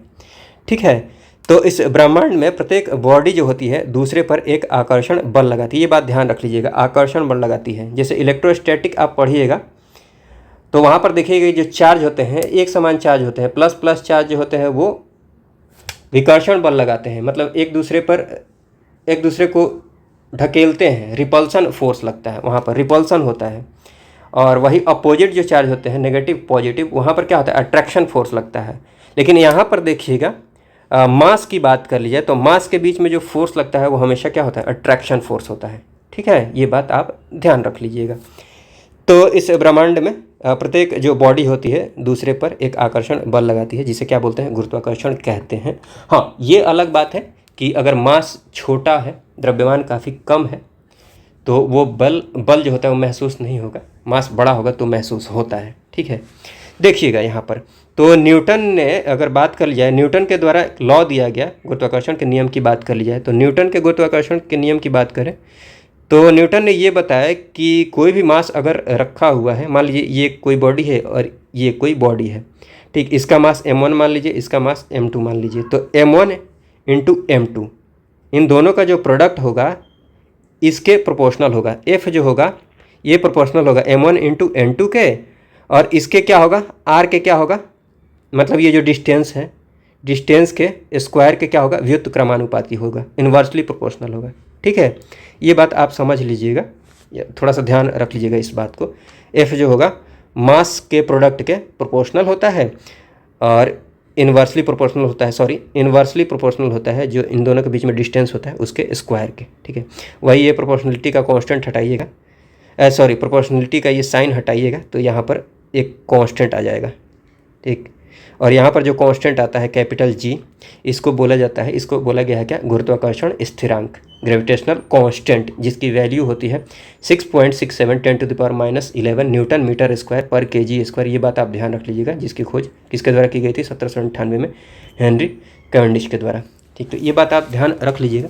हालांकि देखिएगा कि न्यूटन से पहले भी गुप्तोत्तरकालीन एक गणितज्ञ थे जिसका नाम था ब्रह्मगुप्त। इनके द्वारा न्यूटन से पहले यह बता दिया गया था कि पृथ्वी जो है ना, यह सभी वस्तुओं को अपनी ओर आकर्षित करती है। ये मैंने यहाँ लिखा है। ठीक है, न्यूटन से पूर्व ही बता दिया था कि पृथ्वी सभी वस्तुओं को अपनी ओर आकर्षित करती है। ठीक है, देखिएगा यहाँ पर, हाँ एक और बात देख लीजिए, ये क्या है, ग्रेविटेशनल फोर्स है। तो इस वजह से आप देखिएगा कि कोई वस्तु है पृथ्वी पर ही, देखिए ऊपर से कोई वस्तु गिरती है, किस वजह से, ग्रेविटेशनल फोर्स की वजह से, क्योंकि पृथ्वी का मास तो बहुत बड़ा है ना, तो किसी एक का मास बहुत बड़ा होना चाहिए तभी ये महसूस कर पाइएगा इस फोर्स को। तो चूंकि पृथ्वी का मास बहुत बड़ा है, ठीक है, तो देखिएगा कोई वस्तु पृथ्वी पर देखिएगा ऊपर से गिरती है तो किस वजह से गिरती है, ग्रेविटेशनल फोर्स की वजह से। और गिरने की वजह से चूंकि उस पर फोर्स लग रहा होता है तो उसमें एक्सेलरेशन भी आ जाएगा, और उस एक्सेलरेशन की जो वैल्यू होती है पृथ्वी की वजह से वो होती है 9.8 मीटर पर सेकंड स्क्वायर, जिसको लगभग 10 मीटर पर सेकंड स्क्वायर भी आप ध्यान रख सकते हैं। बाकी 9.8 मीटर पर सेकंड स्क्वायर जरूर ध्यान रख लीजिएगा। ठीक है, असल में जी की वैल्यू होती है जी मास अपॉन आर स्क्वायर। ठीक है, ग्रेविटेशनल कांस्टेंट है। हालांकि बस आपको इतना ही ध्यान रखना है, जी इक्वल टू 9.8 मीटर पर सेकंड स्क्वायर। और उसके बाद जी की वैल्यू की बात करी जाए तो पृथ्वी की जो सतह है, सरफेस की बात करी जाए तो सबसे कम वैल्यू होगी विषुवत पर, इक्वेटर पर। अगर आपने भूगोल पढ़ा होगा तो भूगोल में पृथ्वी के बारे में आपने पढ़ा होगा, जियोइड शेप होता है।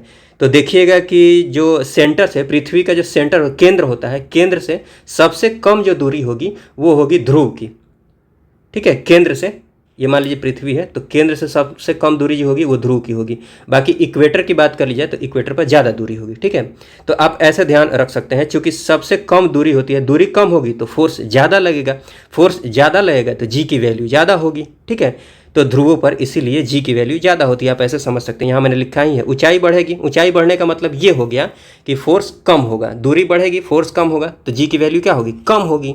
ठीक है, इसी से आप ये ध्यान रख सकते हैं। और सबसे कम जो वैल्यू होगी जी की वो कहाँ पर होगी, विषुवत रेखा पर होगी। क्यों, क्योंकि यहाँ पर फोर्स कम लगेगा।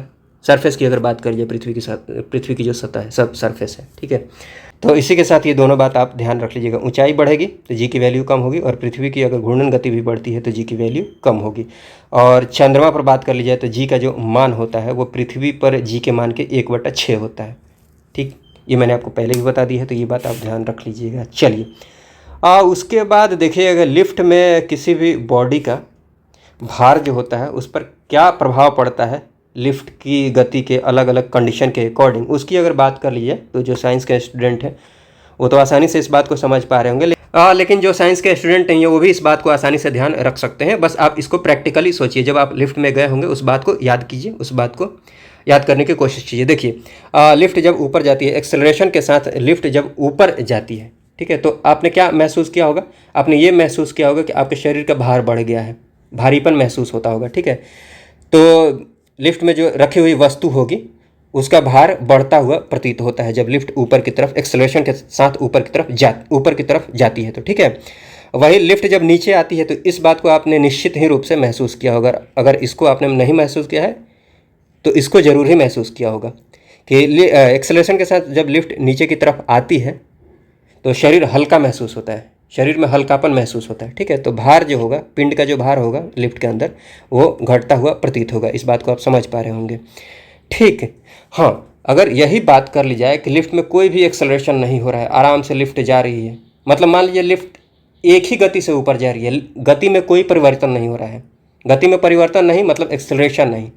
ठीक, तो स्थिर या फिर एक समान गति से लिफ्ट अगर ऊपर जाती है या फिर नीचे आती है तो भार में कोई भी परिवर्तन महसूस नहीं होता। इसलिए देखिएगा, जब लिफ्ट स्टार्ट होती है तो भारीपन ज़्यादा महसूस होता है। आपने इस बात को महसूस किया होगा, जैसे ही लिफ्ट शुरू होगी, चलना शुरू होगी, ठीक है, लेकिन चलने लगती है तो उस बात को आप महसूस नहीं करते हैं, मतलब भारीपन महसूस नहीं करते हैं। इस बात को आप समझ पा रहे होंगे, ठीक है। उसके बाद मान लीजिए कि लिफ्ट का फ्री फॉल हो रहा है। फ्री फॉल का मतलब होता है कि ग्रेविटेशनल फोर्स की वजह से, ओनली ग्रेविटेशनल फोर्स की वजह से अगर कोई गति हो रही है, कोई मूवमेंट हो रहा है, तो उसको फ्री फॉलिंग बोलते हैं। मान लीजिए कोई वस्तु आप ऊपर से छोड़ते हैं, छोड़ने के बाद वह वस्तु नीचे की तरफ गिरती है। किस वजह से? क्योंकि उस पर ग्रेविटेशनल फोर्स लग रहा होता है। इसको क्या बोलते हैं? फ्री फॉलिंग बोलते हैं। तो मान लीजिए लिफ्ट में भी फ्री फॉलिंग हो रही है। सपोज कि लिफ्ट टूट जाए, भगवान नहीं करे कि ऐसा हो, लेकिन एग्जाम्पल के लिए मैं आपको बता रहा हूँ, समझाने के लिए आपको बता रहा हूँ कि अगर लिफ्ट टूट जाए, जिससे वो लिफ्ट बंधी हुई थी, तो उसमें क्या होगी? फ्री फॉलिंग होगी। उस केस में उसके अंदर कोई व्यक्ति होगा, उस पर उसको लगेगा कि उसके शरीर में कोई भार ही नहीं है। क्यों? क्योंकि दोनों एक ही एक्सेलरेशन से नीचे आ रहा है, दोनों पर एक ही फोर्स लग रहा है। लिफ्ट पर जितना फोर्स लग रहा है उतना ही उस व्यक्ति पर लग रहा है। आप इसको ऐसे आसानी से समझ सकते हैं, आप जब ऊपर से कूदते हैं, छत पर से कूदते हैं या फिर बाउंड्री से कूदते हैं, तो जितनी देर आप हवा में रहते हैं ऐसा प्रतीत होता है कि आपके शरीर में भार ही नहीं है, बिल्कुल भारलेस हैं आप, वेटलेस हैं। ठीक, इस बात को आप समझ पा रहे होंगे, ठीक है। तो स्वतंत्र रूप से अगर लिफ्ट नीचे गिर रही है तो उसमें कोई अगर वस्तु है, कोई भी बॉडी है, उसका जो भार होगा शून्य प्रतीत होगा।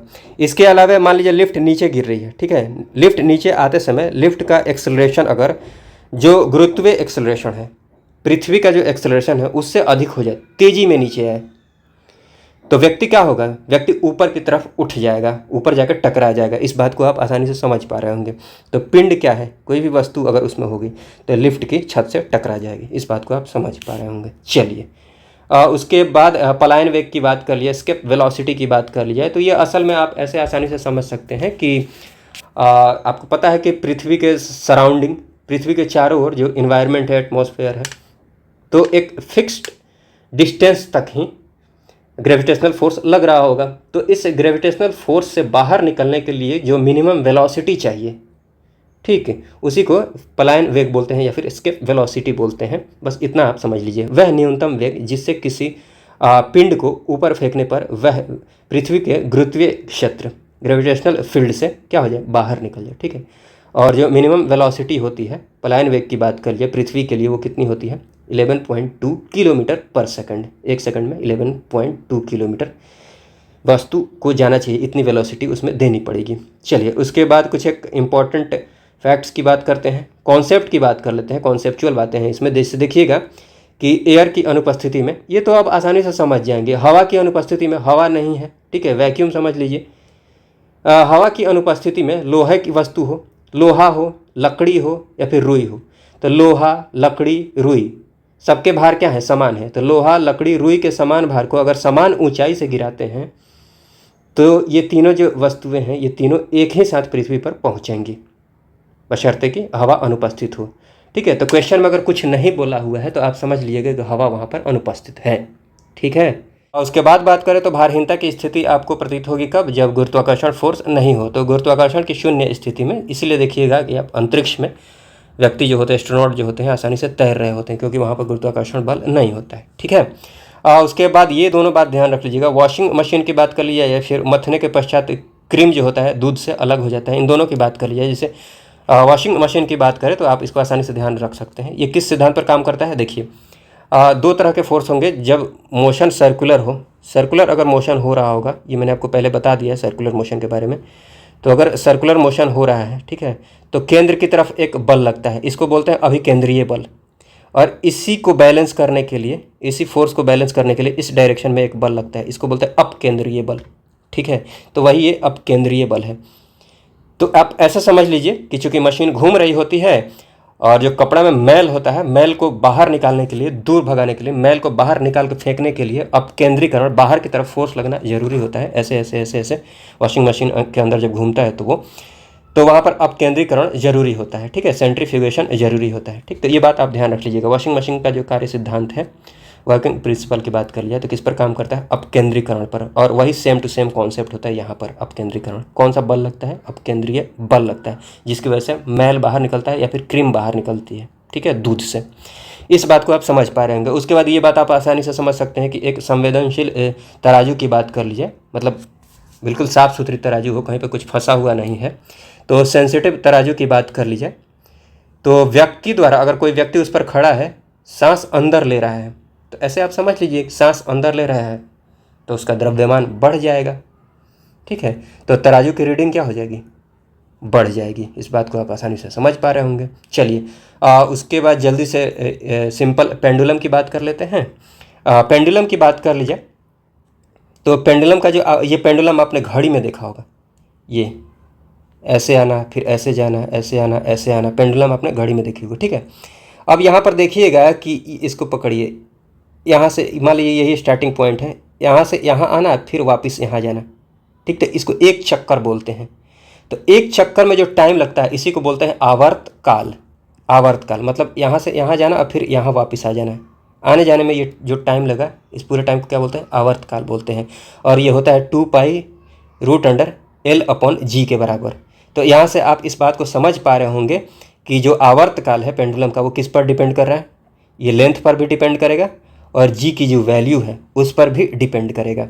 ठीक है, तो यहाँ पर आप देखिएगा, यहाँ मैं आपको समझा देता हूँ। जैसे यहाँ पर देखिए, यहाँ देखिए, ये एक लड़की जो है झूले पर अगर बैठी हुई है तो आप खुद समझ सकते हैं, बैठी हुई है, मान लीजिए यहाँ से समझ लीजिए, मान लीजिए यहाँ पर लड़की बैठती है तो इसको यहाँ जाना और फिर यहाँ जाने में जो टाइम लगेगा ये हो गया आवर्तकाल।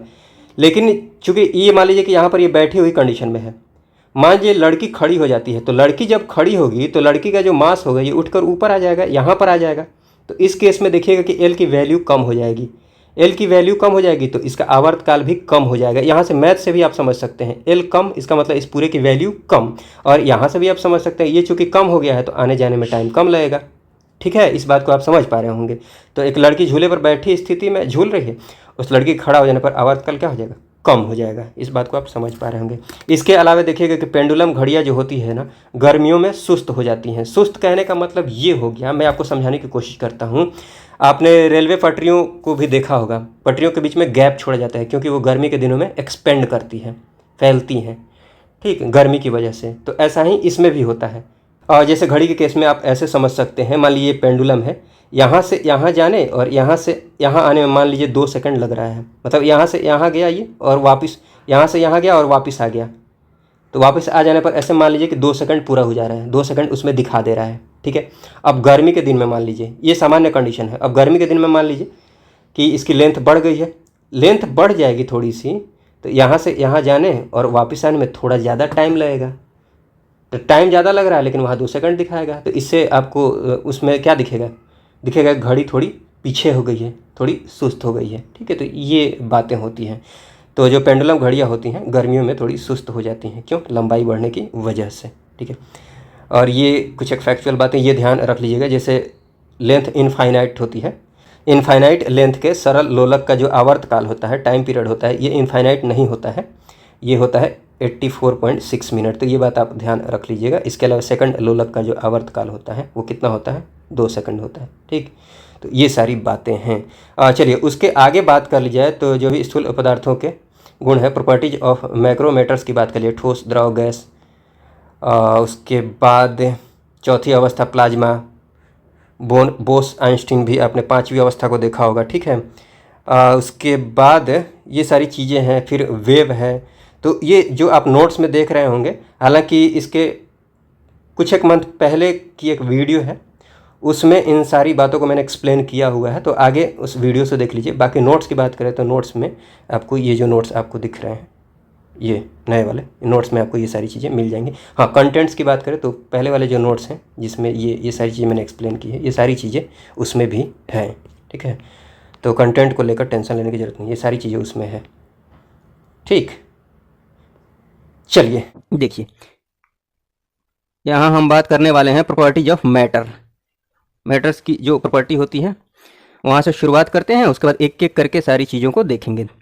देखिए, पदार्थों के गुण की बात की जाए, प्रॉपर्टीज ऑफ मैटर की बात की जाए तो देखिए, सामान्यतः पदार्थ की 3 अवस्थाएं होती हैं, आप जानते हैं, ठोस, द्रव एवं गैस। एक चौथी अवस्था भी होती है जो असल में गैसीय अवस्था ही है, गैसीय अवस्था ही है, लेकिन आयनित गैसीय अवस्था है, आयोनाइज्ड गैसीय अवस्था है चौथी अवस्था, जिसका नाम क्या है, प्लाज्मा। वैसे सामान्यतः 3 अवस्थाएं होती है, ठोस, द्रव एवं गैस। और ये जो इधर की तरफ ये लिखा हुआ है ना, ये इनके गुण हैं, प्रॉपर्टीज है। ठोस में जो विशेष प्रकार की प्रॉपर्टी होती है प्रत्यास्था की, इलास्टिसिटी की, ये जितनी भी प्रॉपर्टीज इधर लिखी गई हैं ना, इनको सबको एक एक करके देखेंगे।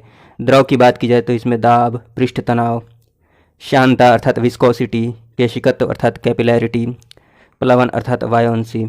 ठीक, तो ये सब एक एक करके देखेंगे। गैस की बात की जाए तो इसमें एटमॉस्फेरिक प्रेशर की बात आगे हम करेंगे, वायुमंडलीय दाब, उससे संबंधित कुछ एग्जाम्पल्स जहाँ से क्वेश्चंस पूछे जाते हैं। हाँ, तो चलिए, प्रत्यास्था अर्थात इलास्टिसिटी की बात की जाए तो ये जो गुण है ना, ये गुण है प्रारंभिक आकार एवं आकृति पाने का गुण। ये आकृति है, प्रारंभिक आकार, स्टार्टिंग शेप एंड साइज पाने वाला गुण है। किसी वस्तु पर आप बल लगाते हैं, जैसे रबर ही मान लीजिए, फॉर एग्जांपल रबर पर आप बल लगाकर उसको प्रेस करते हैं, दबाते हैं या फिर उसको खींचते हैं। फिर जब आप तो जैसे ये बल लगाएंगे तो उसका शेप बदल जाएगा, लेकिन जैसे ही बल हटाएंगे वो प्रारंभिक अवस्था में आ जाएगा। तो वही जो गुण है ना उसके पास प्रारंभिक अवस्था में आने का, उसको बोलते हैं प्रत्यास्था का गुण, इलास्टिसिटी का गुण। ठीक है, देखिए, पूर्ण प्रत्यास्थ वस्तु कौन से होते हैं, परफेक्टली इलास्टिक कौन से होते हैं, जो अपनी पहली अवस्था में स्टार्टिंग में जैसे थे वैसे ही सेम टू सेम हो जाए। ठीक, पूर्व अवस्था में मतलब पहले वाली अवस्था में पूर्णतः पहले वाली अवस्था में आ जाए, पूर्णतः पहले वाली अवस्था को प्राप्त कर ले, उनको बोलते हैं परफेक्टली इलास्टिक। फॉर एग्जांपल रबड़ है, ठीक, रबर हो गया, स्प्रिंग हो गया, क्वार्ट्ज हो गया। ठीक, ये सब जो है ना परफेक्टली इलास्टिक के एग्जांपल हैं। प्लास्टिक की बात कर ली जाए, इस पर मान लीजिए आप फोर्स लगाते हैं किसी प्लास्टिक पर तो वो टूट जाएगा ना, फिर वो फोर्स लगाएंगे टूट जाएगा, मतलब शेप उसका बदल गया, और फिर दोबारा से वो उसी शेप में थोड़ी आ पाएगा, नहीं आ पाएगा। ठीक है, तो पूर्ण प्लास्टिक कौन से होते हैं, परफेक्टली प्लास्टिक, जो पूर्व अवस्था को प्राप्त नहीं कर पाते हैं, पहले वाली अवस्था को प्राप्त नहीं कर पाते हैं बल लगाने के बाद से। जैसे मोम हो गया, ठीक, एक बार पिघल गया तो जिस शेप में वो मोम था उसी शेप में नहीं आ पाएगा। ठीक है, और लोहा की बात कर ली जाए, इस पर बल लगा दिए, मोड़ दिया आपने लोहा को, तो फिर दोबारा उसी अवस्था में थोड़ी आएगा, जब तक मतलब बल हटाने के बाद ऑटोमेटिकली अपने आप वो थोड़ी उसी अवस्था में आ जाएगा, नहीं आएगा। चलिए, उसके बाद बात कर लेते हैं श्यानता की, विस्कोसिटी की। विस्कोसिटी एक तरह से फ्रिक्शन ही है, घर्षण। चलिए, यांत्रिकी में मैंने ये बताया नहीं है, मैकेनिक्स में यहाँ पर थोड़ा सा बता देता हूँ, घर्षण, फ्रिक्शन। फ्रिक्शन में बस आपको एक एग्जाम्पल ध्यान में रखना है, ये क्वेश्चंस पूछ लिए जाते हैं इस टाइप के, कि बर्फ पर चलने में परेशानी होती है बट सड़क पर आसानी से चला जा सकता है, बट बर्फ पर चलना मुश्किल होता है, फिसलन होती है। क्यों? क्योंकि सड़क पर फ्रिक्शन होता है, फ्रिक्शन की वजह से हम आसानी से सड़क पर चल पाते हैं, बट बर्फ पर नहीं चल पाते हैं क्योंकि उसमें फ्रिक्शन कम होता है। फ्रिक्शन जो है चलने में मदद करता है। कैसे? देखिए, जब आप चलेंगे ना तो आपके पैर की जो उंगलियां हैं, उंगलियां जिधर की तरफ फोर्स लगाएंगी ना, मान लीजिए आप चल रहे हैं, उंगलियां इधर की तरफ फोर्स लगा रही हैं, तो इसके उल्टा डायरेक्शन में एक फ्रिक्शन फोर्स होगा, ताकि इस फोर्स को वो बैलेंस कर ले, नहीं तो आपका पैर फिसल जाएगा। बर्फ में यही होता है, बर्फ पर आप चलेंगे तो वहाँ पर फ्रिक्शन कम होता है, घर्षण कम होता है, तो आपकी जो उंगलियां होती है, जो फोर्स लगाती है ना, उसको बैलेंस करने वाला कोई होता नहीं, तो पैर फिसल जाता है। ठीक है, जहाँ भी आपका पैर फिसलता है वहाँ पर फ्रिक्शन कम है, घर्षण कम है, इसीलिए दिक्कत होती है, गिर जाते हैं। चाहे केला का छिलका हुआ, वहाँ भी फ्रिक्शन कम हो जाता है, फ्रिक्शन कम होता है तो गिर जाते हैं। चलिए, हम यहाँ पर बात करते हैं विस्कोसिटी की, श्यानता की। तो ये जो विस्कोसिटी है ना, ये जो फ्रिक्शन है ना, ये द्रवों के बीच में होता है, लिक्विड के बीच में होता है।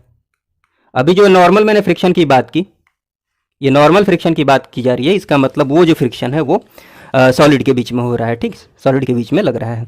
हम बात कर रहे हैं विस्कोसिटी की, श्यानता की, द्रव के बीच में, लिक्विड के बीच में जो फ्रिक्शन होता है उसकी।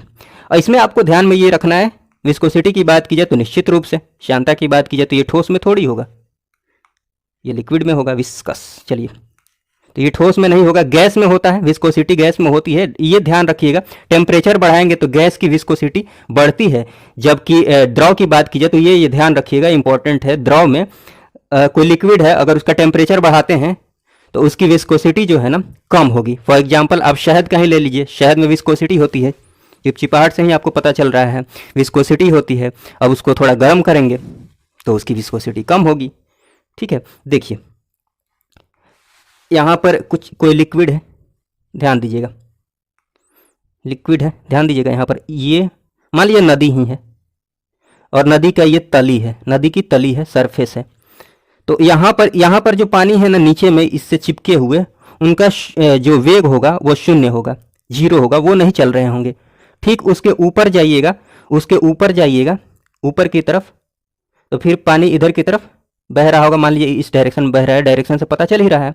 जैसे जैसे ऊपर जाइएगा ना, जैसे जैसे आप ऊपर जाइएगा, पानी की जो स्पीड है ना, पानी की जो गति है, इसका जो वेग है ना, वो बढ़ते जाएगा।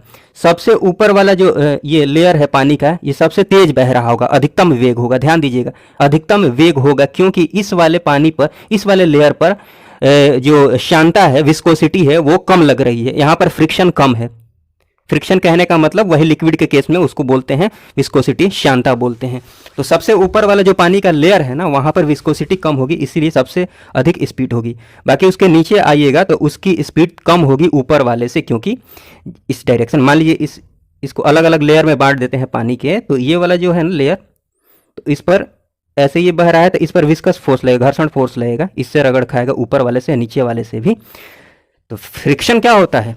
फ्रिक्शन एक्चुअली क्या होता है कि जिधर की तरफ कोई चीज़ गति करने वाली होती है, इधर की तरफ मान लीजिए ये टेंडेंसी है इसका इधर की तरफ जाने का, इसके उल्टा डायरेक्शन में कोई फोर्स लग रहा है, उसको घर्षण बोलते हैं। यही केस इसमें भी है, विस्कोसिटी में भी है। चलिए, तो ये थोड़ा सा ये छोटी मोटी बातें हैं, ध्यान रखिएगा। हाँ, ये एग्जाम्पल के रूप में, द्रव जितना गाढ़ा होता है उतना अधिक विस्कस होगा, उसकी विस्कोसिटी उतनी अधिक होगी। ठीक है, ये ध्यान रखिएगा। और ये क्वेश्चन पूछा भी गया था, बीपीएससी में ही पूछा गया था। एग्जाम्पल ध्यान रखिएगा, ग्लिसरीन की विस्कोसिटी ज़्यादा होती है शहद से। 3-4 एग्जाम्पल्स हैं, इनको ध्यान रख लीजिएगा, इंपॉर्टेंट एग्जाम्पल्स है। और ये शहद की विस्कोसिटी खून से ज़्यादा, मतलब ग्लिसरीन की सबसे ज़्यादा, उसके बाद शहद की, उसके बाद खून की, उसके बाद जल की, उसके बाद वायु की। ये जो एग्जाम्पल्स लिखे गए हैं उनमें अगर बात की जाए तो सबसे ज़्यादा किसकी? ग्लिसरीन की। ठीक है ना, उसके बाद शहद की। और ये 4 ऑप्शन दिए गए थे बीपीएससी में, यहाँ से क्वेश्चन पूछा गया था, शहद, खून, जल और वायु, इसमें सबसे ज़्यादा विस्कोसिटी किसकी होगी? तो शहद की। चलिए, उसके बाद बात कर ली जाए, हाँ यहाँ पर मैंने आपको बता दिया है ना कि यहाँ पर जो वेग होगा लिक्विड का 0 होगा, उसके बाद जैसे जैसे ऊपर जाएंगे वेग बढ़ते जाएगा, मतलब सबसे अधिक ऊपर होगा, उससे कम नीचे होगा, उससे कम उसके नीचे होगा, उससे कम उसके नीचे होगा। बस आपको ये ध्यान रखना है कि अधिकतम वेग जो होगा ना वो सबसे ऊपर होगा, सबसे ऊपरी ये सतह है ना पानी का, उसका वेग सबसे अधिक होगा। आप समझ पा रहे हैं, वहाँ पर विस्कोसिटी है कम है, वहाँ पर केवल नीचे से ही वो फ्रिक्शन फोर्स लग रहा है।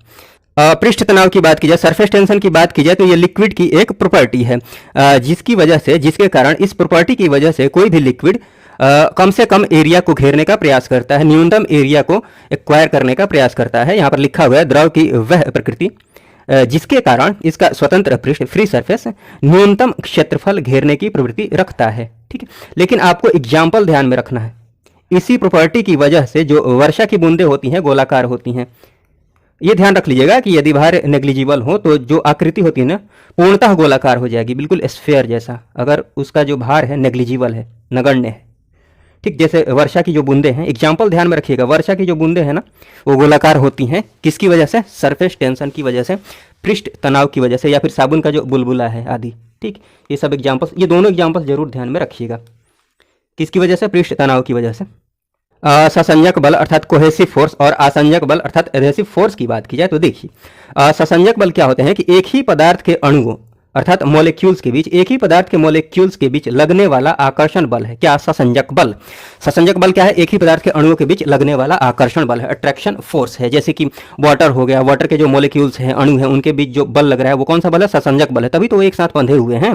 या फिर पारा हो गया, पारा के अणुओं के बीच जो बल लग रहा है वो कौन सा बल है? ससंजक बल है, जो अट्रैक्शन फोर्स लग रहा है उनके बीच। आसंजक बल की बात की जाए तो ये जो होता है ना, ये भिन्न भिन्न पदार्थ के अणुओं के बीच, अलग अलग पदार्थ के अणुओं के बीच लगने वाला आकर्षण बल होता है। एग्जाम्पल से समझेंगे तो अच्छे से समझ में आएगा। देखिए, ये तो आपको पता ही है कि जिस बल की वैल्यू ज़्यादा होगी, जो बल ज़्यादा होगा उसका प्रभाव ज़्यादा होगा।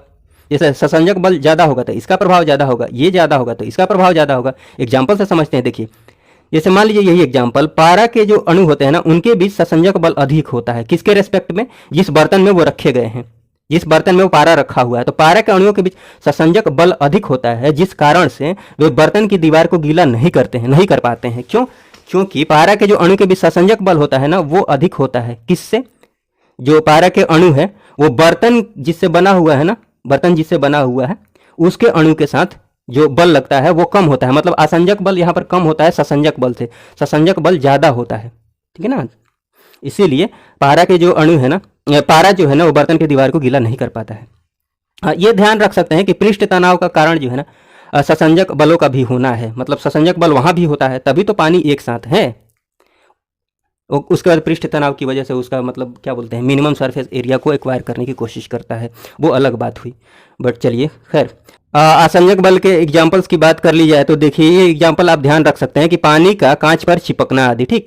जैसे पानी का कांच पर चिपकना, पानी तो अलग पदार्थ हो गया ना और कांच अलग पदार्थ हो गया, तो यहाँ पर आसंजक बल लग रहा है पानी के जो मॉलिक्यूल्स हैं ना और कांच के जो मॉलिक्यूल्स हैं उनके बीच। कौन सा बल लग रहा है? आसंजक बल। इसी वजह से पानी जो है ना कांच पर चिपक जाता है, जबकि पारा नहीं चिपक पाता है, क्योंकि पारे का जो अणु है ना उनके बीच ससंजक बल काफ़ी अधिक होता है। हाँ, ये जो देख लीजिए, तेल तथा जल के बीच भी असंजक बल, ध्यान दीजिएगा, तेल तथा जल के बीच असंजक बल जल के ससंजक बल से कम होता है। समझिएगा, तेल तथा जल के बीच आसंजक बल जल के ससंजक बल से कम होता है। जल के बीच मतलब जल के जो अणु है आपस में जो बल लगा रहे हैं उससे कम होता है तेल और जल के बीच आसंजक बल, इसीलिए वो मिल नहीं पाते हैं। जैसे ही आप जल के ऊपर तेल को डालेंगे तो तेल ऊपर फैल जाता है, या फिर तेल के ऊपर जल को डालेंगे तो वो फिर क्या बन जाता है, गोला गोला, मतलब वो ऐसा बन जाता है, अलग अलग हो जाता है, आपको दिखता होगा। चलिए आप समझ पाए होंगे इस बात को। यहाँ ससंजक बल अधिक है इसलिए इसका प्रभाव अधिक होगा। केशिकत्व की बात की जाए, कैपिलैरिटी की बात की जाए तो ये क्या होता है ना कि केश नली से अर्थात कैपिलरी ट्यूब में किसी भी द्रव के ऊपर चढ़ने अथवा उतरने की घटना जो होती है वो केशिकत्व होती है। जैसे कि एग्जाम्पल से आप समझ सकते हैं, दिया है, दिया में आप बाती को डालते हैं तो आराम से वो तेल को सोख लेता है, धीरे धीरे वो तेल ऊपर की तरफ आ जाता है। ये कौन सी प्रॉपर्टी है? कैपिलैरिटी की प्रॉपर्टी है, केशिकत्व की। ठीक, एग्जाम्पल्स ही आपको ध्यान में रखना है कि ये सब एग्जाम्पल्स जो है ना, ये सारे एग्जाम्पल्स इकाई के एग्जाम्पल्स हैं। ये कौन सी प्रॉपर्टी को बता रहे हैं? तो केशिकत्व की। तो एग्जाम्पल आप जरूर ध्यान रखिएगा, ये बहुत ही इंपॉर्टेंट है सारे के सारे एग्जाम्पल्स। जैसे जल का पौधों के तनों में बनी असंख्य केश नलियों अर्थात कैपिलरी ट्यूब के माध्यम से चढ़कर कहाँ तक पहुँचना? डालियों तक पहुँचना, टहनियों तक पहुँचना। इकाई का एग्जाम्पल है, केशिकत्व का एग्जाम्पल है। लालटेन में मिट्टी के तेल का बत्ती में ऊपर चढ़ना। ठीक, ये तो आप देखे होंगे। मोमबत्ती की बात की जाए तो मोमबत्ती में धागे से मोम का पिघल कर ऊपर चढ़ना, पिघलने के बाद धागे के माध्यम से ऊपर चढ़ता है, ये भी कैपिलैरिटी का एग्जाम्पल है। माउंटेन पेन में स्याही का सोखना, माउंटेन पेन जो है ना उसमें स्याही का सोखना। चलिए, तो ये सारे एग्जाम्पल्स काय के थे? कैपिलैरिटी के थे। उसके बाद बात करते हैं उत्प्लावन बल की। उत्प्लावन बल क्या होता है? जैसे कि किसी भी ठोस को लिक्विड में, अगर मान लीजिए ये कोई बर्तन है, बर्तन में ये लिक्विड है, तो इसमें अगर कोई ठोस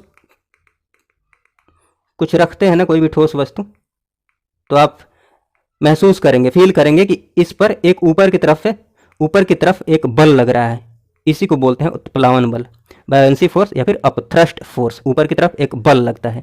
तो किसी ठोस वस्तु को द्रव में डुबोए जाने से उस पर ऊपर की ओर लगने वाला बल कौन सा बल है? उत्प्लावन।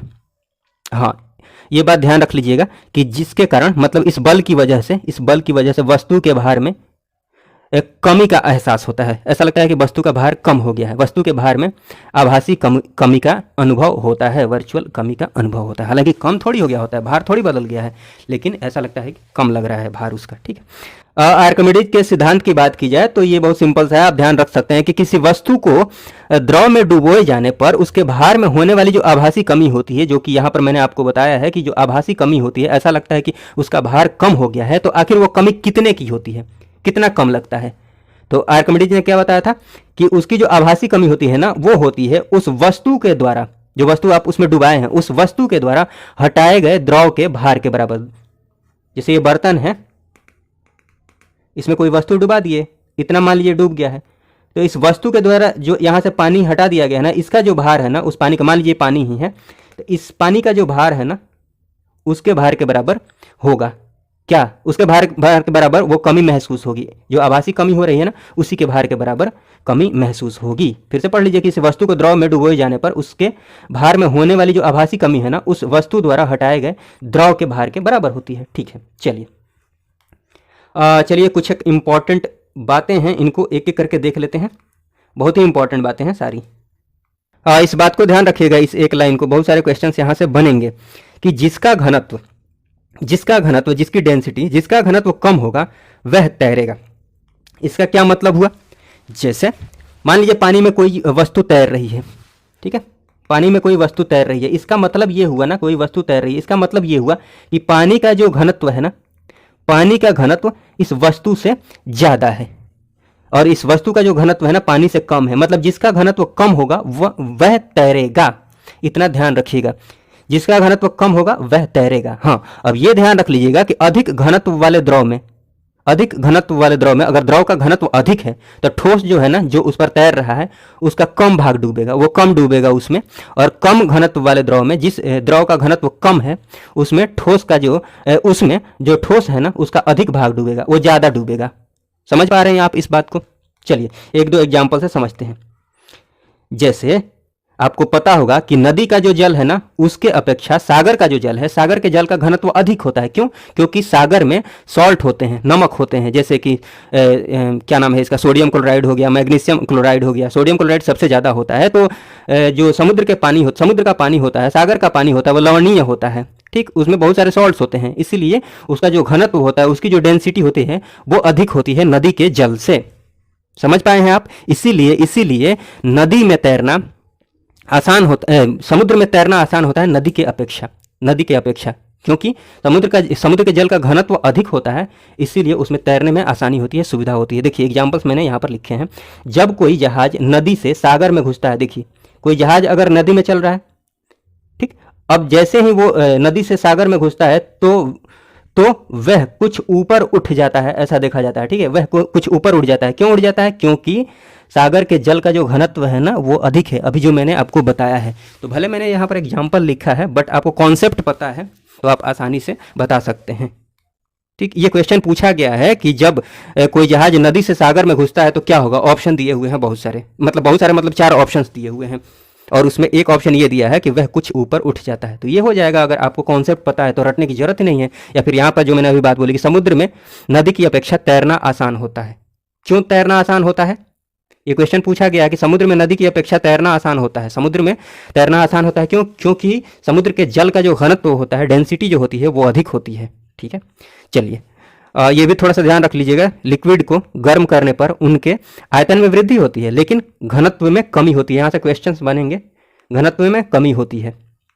यहाँ से क्वेश्चन ऐसे पूछा भी गया है कि 4 डिग्री सेल्सियस पर 4 डिग्री सेंटीग्रेड पर क्या बोलते हैं, कोई तैर पा रहा है, कोई बॉडी तैर पा रही है, लेकिन 100 डिग्री सेल्सियस पर वो डूब जा रही है। इसका मतलब क्या हुआ? इसका अर्थ क्या हुआ? इसका अर्थ यही हुआ कि 100 डिग्री सेल्सियस पर उसकी डेंसिटी जो है ना, उस जल का जो घनत्व है वो कम हो जा रहा है। जल का घनत्व कम हो जाएगा तो बॉडी डूब जाएगी, ठीक। इसलिए मैं आपको बता रहा हूँ कि ये थोड़ा सा ये बात ध्यान रख लीजिएगा। तो रटने की जरूरत, हर एग्जाम्पल रटने की जरूरत नहीं है, कॉन्सेप्ट ध्यान में रखिए। द्रवों को गर्म करने पर उनके आयतन में वृद्धि, लेकिन उसके घनत्व में क्या होती है? कमी होती है। हाँ, यहाँ पर उल्टा होता है, 0 से 4 डिग्री सेंटीग्रेड तक, ठीक, इसके उल्टा होता है। मतलब यहाँ पर गर्म करेंगे तो आयतन में वृद्धि होगी और आयतन में कमी होगी और घनत्व बढ़ेगा। चलिए उसके बाद इंपॉर्टेंट बात एक ध्यान रख लीजिएगा कि पानी का जो घनत्व अधिकतम होता है वो किस टेम्परेचर पर होता है? 4 डिग्री सेंटीग्रेड पर, 4 डिग्री सेल्सियस। ये सी लिखा हुआ है, 6 नहीं है, सी है, ठीक है। चलिए हाँ, ये देख लीजिए, सर्दी में जो जलाशय है, नदी है, झील है, सर्दी में जो जलाशय की ऊपरी सतह, ऊपरी जो परत होती है, 0 डिग्री सेंटीग्रेड पर बर्फ बन जाती है, ये आपको पता है। लेकिन नीचे का जो जल है ना वो 4 डिग्री सेंटीग्रेड पर, 4 डिग्री सेल्सियस पर द्रव अवस्था में ही रहता है नीचे वाला जल। इसीलिए जलीय जंतु आसानी से रह पाते हैं, सर्वाइव कर पाते हैं, क्योंकि नीचे का पानी नहीं जमा हुआ रहता है, बर्फ नहीं बना हुआ रहता है। तो ये ध्यान रखिएगा, यहाँ से भी क्वेश्चंस बनते हैं। उसके बाद चलिए कुछ और एक बातें देख लें, कुछ एक बातें और देखें तो किसी बुलबुला मतलब साबुन का भी हो सकता है। किसी बुलबुले अर्थात बबल्स के अंदर का दाब हमेशा, ध्यान रखिएगा, बाहर के जो वायुमंडलीय दाब है ना, एटमॉस्फेरिक प्रेशर है, उससे अधिक होता है। अब कैसे अधिक होता है आप ऐसे दिमाग में सेट कर सकते हैं, जैसे मान लीजिए कोई बुलबुला है, अब इसके अंदर दाब अधिक है। देखिए बाहर एटमॉस्फेरिक प्रेशर है, बाहर भी दाब है, अंदर भी दाब है। अब इसके अंदर दाब अधिक है, इसीलिए ये सरवाइव कर पा रहा है, मतलब ये बुलबुला अभी है, एग्जिस्टेंस में है, जिंदा है, कहने का मतलब ये हुआ। नहीं तो इसके अंदर का दाब बाहर वाले दाब से अगर कम हो जाएगा तो ये क्या कर देगा, फोड़ देगा, इसको खत्म हो जाएगा। आप ऐसे दिमाग में सेट कर लीजिए, फूट जाएगा। ठीक है, अगर वो बुलबुला है इसका मतलब उसके अंदर दाब अधिक है बाहर वाले से, बाहर जो एटमॉस्फेयर में प्रेशर है ना, वायुमंडलीय दाब है, उससे अधिक है अंदर में दाब, इसीलिए वो बबल है, बुलबुला है। ठीक, तो बुलबुले के अंदर का दाब हमेशा बाहर के वायुमंडलीय दाब से अधिक होता है। हाँ, एक बात ध्यान रख लीजिएगा, बुलबुले का आकार बढ़ेगा ना तो उसके अंदर का दाब कम होगा। उल्टा रिलेशन होता है बुलबुले के आकार और अंदर के दाब में। अब ऐसे समझ सकते हैं कि बुलबुला जैसे बढ़ते जाता है, एक टाइम आता है फूट जाता है। क्यों फूट जाता है? क्योंकि अंदर का दाब कम हो गया है बाहर वाले दाब से, तो बाहर वाला दाब उसको फोड़ दिया। ठीक, चलिए एक और ये बात ध्यान रख लीजिएगा कि बुलबुला जो है ना, बबल्स है, उसको आवेशित करने पर, उसको चार्ज करने पर वह फैलेगा, उसकी त्रिज्या मतलब बढ़ेगी। ठीक है, हाँ, एक केस नली में मैंने ये बताया नहीं था कैपिलरी ट्यूब के बारे में, थोड़ा सा ध्यान रख लीजिएगा कि केस नली में जिस लिक्विड का पृष्ठ तनाव, सरफेस टेंशन जितना ज़्यादा होगा वह उतनी ऊंचाई तक चढ़ेगा। तो ये तो आप वैसे भी समझ सकते हैं। ये भी हालांकि ये मैंने बात बता दी है। जो वॉशिंग मशीन है ना, वो किस पर काम करता है? अपकेंद्रीकरण पर, सेंट्रीफ्यूगेशन पर। वही वाला एग्जाम्पल है। मथने के पश्चात जो क्रीम है ना, मथने के पश्चात क्रीम का दूध से पृथक हो जाना, क्रीम जो है दूध से अलग हो जाता है, ये किस कारण से होता है? कौन सा बल लगता है? तो अपकेंद्रीकरण। जो ऐसे ऐसे घूमता है तो बाहर की तरफ क्रीम निकलते रहता है। ठीक, बाहर की तरफ, इसको बोलते हैं सेंट्रीफ्यूगेशन। कौन से बल की वजह से? सेंट्रीफ्यूगल फोर्स की वजह से वैसा होता है, अपकेंद्रीय बल की वजह से। मथने के पश्चात क्रीम का दूध से पृथक हो जाना कौन से कारण से होता है? अपकेंद्रीय बल की वजह से। चलिए, अपकेंद्रीय बल की वजह से उसके बाद बात की जाए तो हाँ, ये भी थोड़ा सा ध्यान रख लीजिएगा कि हवाई जहाज से यात्रा करते समय, अब ये सारी बातें मैंने बता दी है तो इससे आप आसानी से समझ जाएंगे। हवाई जहाज से यात्रा करते समय प्रायः पेन से स्याही निकलने लगती है। क्यों निकलने लगती है? क्योंकि एटमॉस्फेरिक प्रेशर जो है ना, ऊपर जैसे जैसे जाएंगे ना, दाब कम होते जाता है, तो वायु दाब में कमी होने के कारण बाहर वाला जो दाब है स्याही को अंदर में ढकेले हुए है। अंदर में स्याही के, पेन के अंदर जो रिफिल है, चाहे जो पेन है, पेन के अंदर जो इंक है, वो स्याही इसलिए नहीं निकल पाती है क्योंकि अंदर वाला जो दाब है ना, उससे अधिक बाहर वाला दाब है, एटमॉस्फेरिक प्रेशर है, इसलिए नहीं निकल पाती। जैसे ही बाहर वाला दाब कम होता है, अंदर की स्याही बाहर निकल जाती है। तो वायु दाब में कमी होती है, इसलिए अंदर की स्याही बाहर निकलने लगती है। ठीक है, तो ये सारी बातें हैं। इस वीडियो को देखने के लिए आपका बहुत बहुत धन्यवाद। जय हिंद, जय भारत।